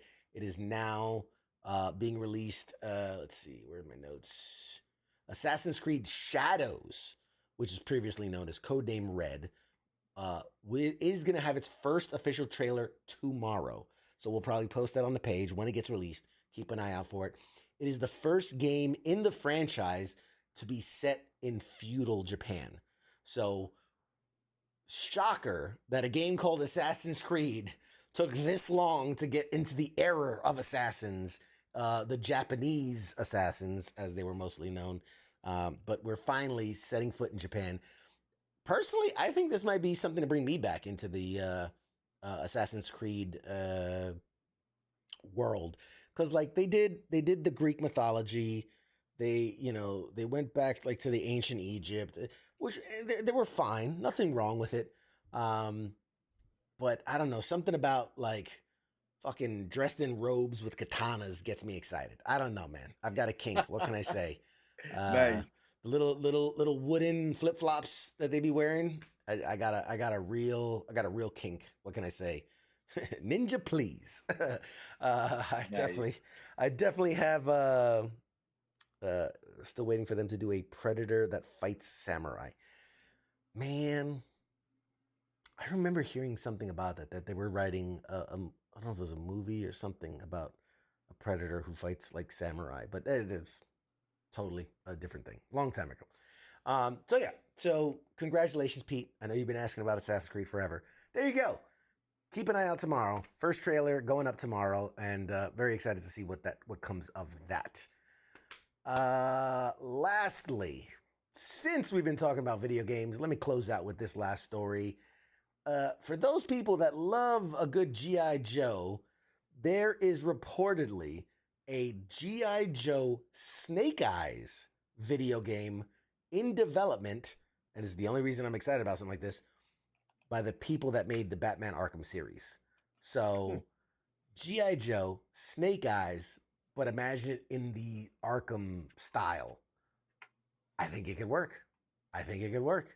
Like, that's, again, call me what you will, but I love me a good ninja story. And Snake Eyes is nothing if not a military ninja. So I'm excited for it. I'm with it. Mr. Smith, what do you think? What do you think about Snake Eyes? Fan of Snake Eyes? Yeah, man, I'm a huge fan of Snake Eyes. He was definitely one of my favorite people off of G.I. Joe. I thought that how they portrayed him in the last movie was dope. So it'd be cool. Like I too also like ninja games. I played the shit out of some Shinobi. So yeah, I'm for it. I'm trying to think. Shinobi. What was the? Oh man, there was one that I really liked. Oh god, man, he had like white spiky hair. Oh fuck, what was that? Oh, did you get around to watching Shogun on Hulu? That's on my list of shows to watch. So I think I've you'll heard enjoy really it. good things. I'm always hesitant to recommend you shit because it seems like whenever I recommend you something, you like, shit on it because I recommended it.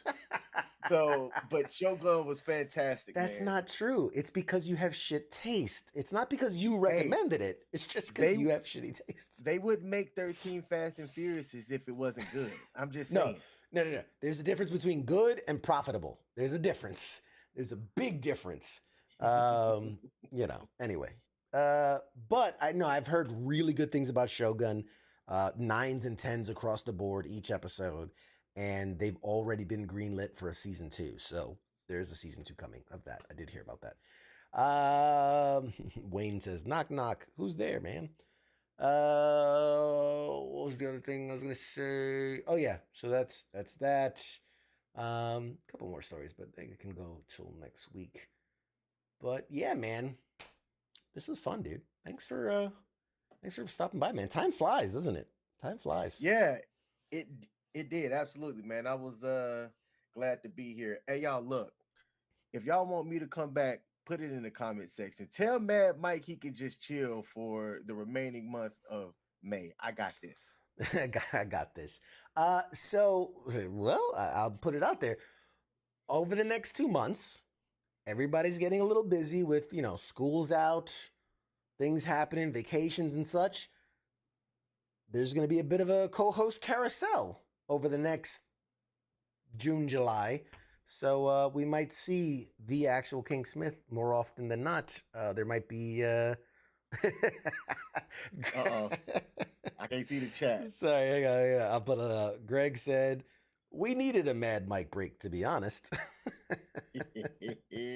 I'm gonna let him know. I'm gonna let him know to stand down. But no, this was a lot of fun, man. A lot of really cool stuff. If you weren't here for the beginning of the show, just a lot of cool stuff that's coming down the pipe. A lot of giveaway stuff that I need to organize and then start shipping out. Some really cool stuff that we have in the works. What else did we talk about? Guests, dude. The next 2 to 3 months, we have some really, really good people set up. I can confirm next week. It's going to be a pre-recorded interview just based on scheduling. But next week we have Mary McCormick, who's a phenomenal actress. Let me pull up my notes. Because I have all my notes here. Because we're going to be doing the interview on Friday. We're going to record it, and then we'll air it on Tuesday. But... So see, Mary McCormick is one of today's boldest and most versatile actresses, continually challenging herself with roles that defy Hollywood standards, bring to light the complex lives of ordinary women. The LA Times says McCormick has a kind of 20th century sass, a lively impertinence that you'd find in classic Hollywood comedians like Barbara Stanwyck, Irene Dunne, Rosalind Russell. She's shown her immense talent working in film, television, on stage, and has tackled roles ranging from slapstick comedy to intense drama. Tony nominated for her role in Broadway's Boeing opposite Mark Rylance. She's also widely known for her 4 seasons as a regular cast member of The West Wing, for which she had 2 SAG Award nominations, and as the lead of USA's critically acclaimed In Plain Sight for her role opposite Howard Stern in Private Parts. Most recently, Mary stars in both seasons of the hit Star series Heels, in which she garnered a Critics' Choice Award nomination for Best Lead Actress in an Action Series. Next up, she'll appear in a Paramount horror feature, Vicious. Mary's recent television work includes starring roles in ABC series The Kids Are All Right, the AMC series Loaded, the NBC comedy series Welcome to the Family, as well as arcs on such shows as HBO's The Newsroom, Scandal, the award-winning miniseries When We Rise, House of Lies, Will and Grace Reboot. It goes on and on and on. Phenomenal actress, here to talk to us, and she's going to be appearing on the PBS Memorial Day concert special, so we're going to talk about that as well, which if you've been tuning into other shows, we're kind of connecting into. Keep an eye out for that. But that is our next guest, and we have a bunch of lines after that. Yeah, what's up? I got a question, because tomorrow I'm going to wake up and not do anything but turn on Disney Plus to watch the final episode of X-Men 97. How do you think it plays out? I want to see if you're going to go, I was right. I was right or you were right? You were right. Like you see. Oh, I think I'm going to be right. I remember when I made my bold predictions during our game night, that one night, this was 2 or 3 weeks ago. Mm-hmm. I would say, if anything, we have seen more evidence to that I'm going to be right. All right. because not sure how familiar you are with the comic books, but obviously in the comic books, a huge story arc was when the adamantium was ripped out of Wolverine's body. Correct? You know that. Yeah. It took years later for this to play into it, but when Onslaught eventually, because it wasn't like, oh, he pulled out the adamantium and then Onslaught became a big villain. Like, it took years. But when Onslaught became a villain, when they did his backstory, it draws back to the day Magneto ripped out the adamantium from Wolverine, and Professor X hit him with that psychic blast to try to shut him down. In comics, that is the birth of Onslaught. That is the moment where their psyches connected and birthed it. Now, he didn't come out for years. Like, he lay dormant within Professor X for years. But in story lore, that's... So again, everything... I remember I called Bastion. I called the Nimrod connection. I called the Master Molds. And I said, ultimately, I think the big bad, which we wouldn't see until the very end because it'll lead into the next season, would be Onslaught. There's nothing that's happened to make me think otherwise. Because, Bastion was painted as going to be the big bad, and Magneto, in one 30-second clip, ended that whole reign, was like, no more, and he's done.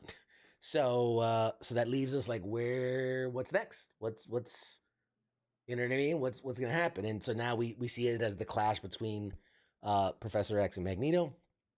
And again, I don't think this was a situation of where like Onslaught has been playing us the whole time. I think them clashing will bring about Onslaught, and that will play into next season. So we might even not see him until the very end as like a tease, a dark shadow, and it's coming. We'll see. I might be wrong. I might be wrong, but I doubt it. You know the shirt I got. I may be wrong, but I doubt it. Yeah. But I'm excited. I think they knocked it out of the park with X-Men 97. If you haven't seen it, you're missing out. It's a great series.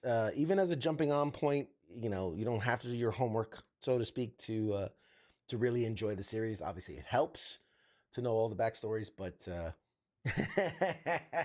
there it is. I might be wrong, but I doubt it. It's perfect. You might as well have like a little dash CQ at the bottom. CQ says. But yeah, so we shall see. But no, I'm right there with you, man. First thing in the morning, booting that bad boy up and seeing how it wraps up. Hey, Wayne, stay marvelous. Gotta fly. Good. Hey, thanks, man. Thanks for being here. Like I said, we'll just wrap this up. But lots of really good stuff, man, coming down the pipe. I'm very excited.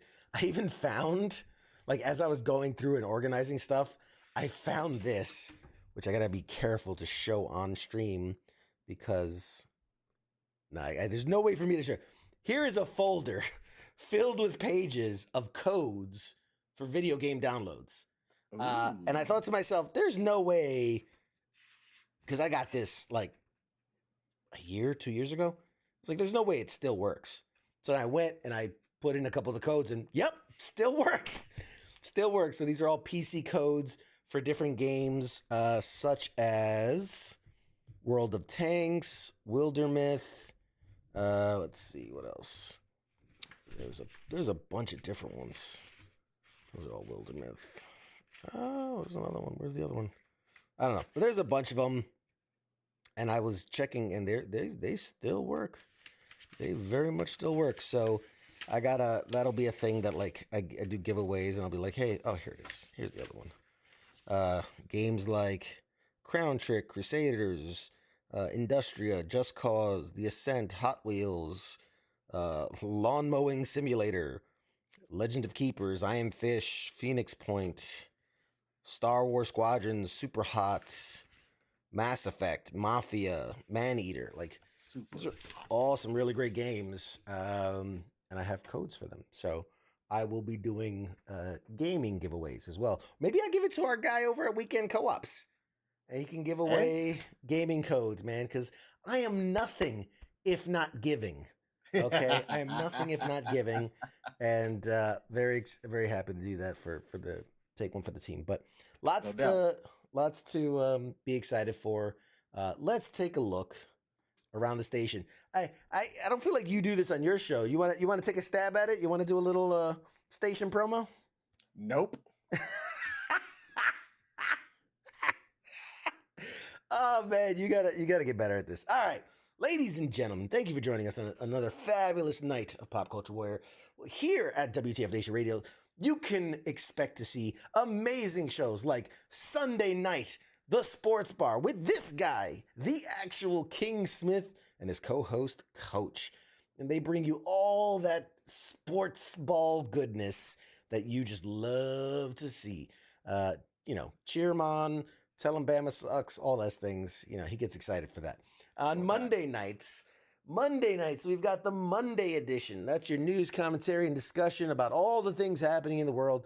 And that's with host Ice and co-host Massey. I know they're in a bit of a transition, their travel and things, so might be on and off, but they're there when they can be there. Tuesdays, right here with us, CQ, sometimes Mad Mike, sometimes Angry Elf, sometimes Nemo, sometimes Massey, sometimes the actual King Smith, and who knows, maybe we even bring in Radar. We got to bring Radar back for like a reunion special one of these weeks. That'd be fun.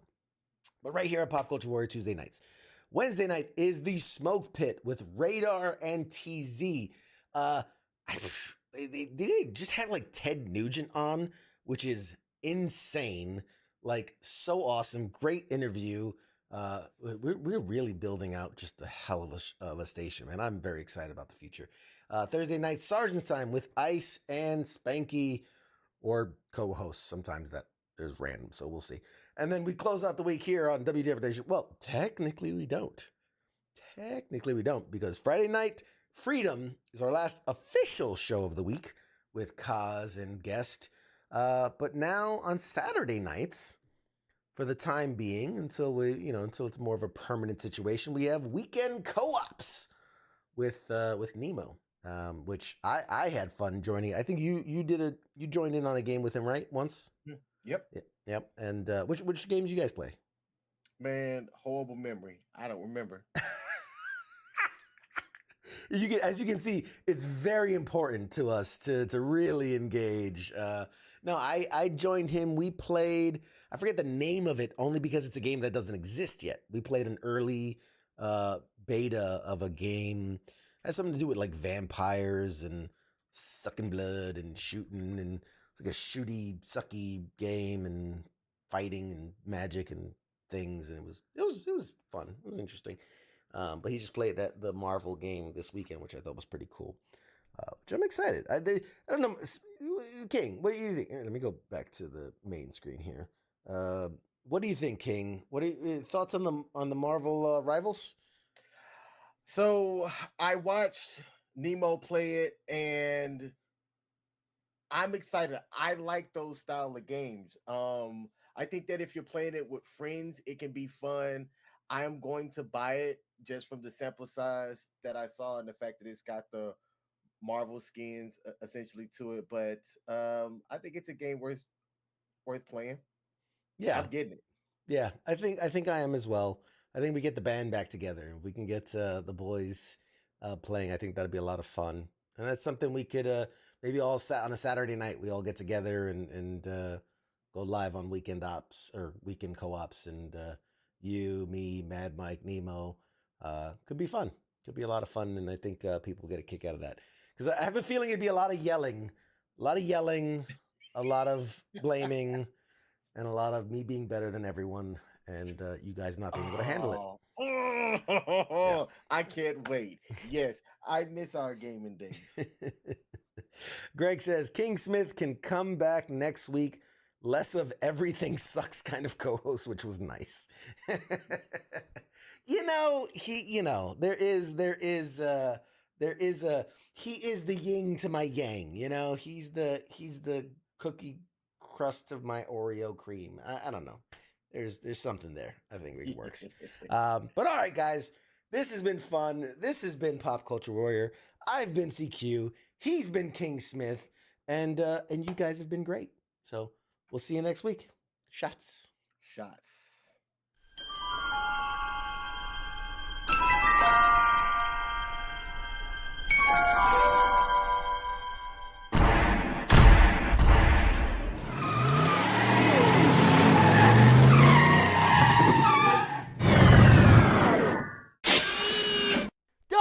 Doc! Oh, no! We're too late! We missed it!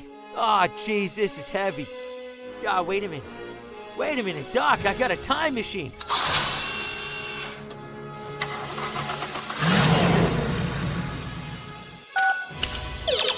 I'm just gonna punch in the coordinates.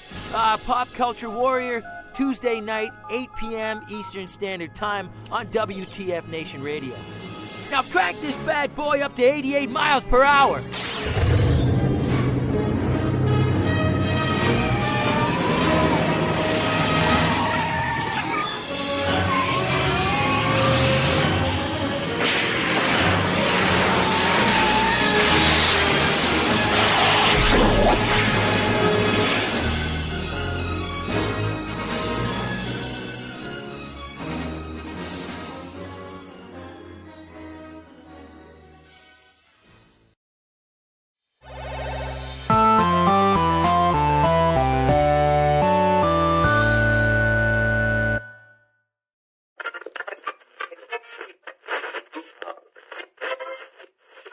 Let's see it.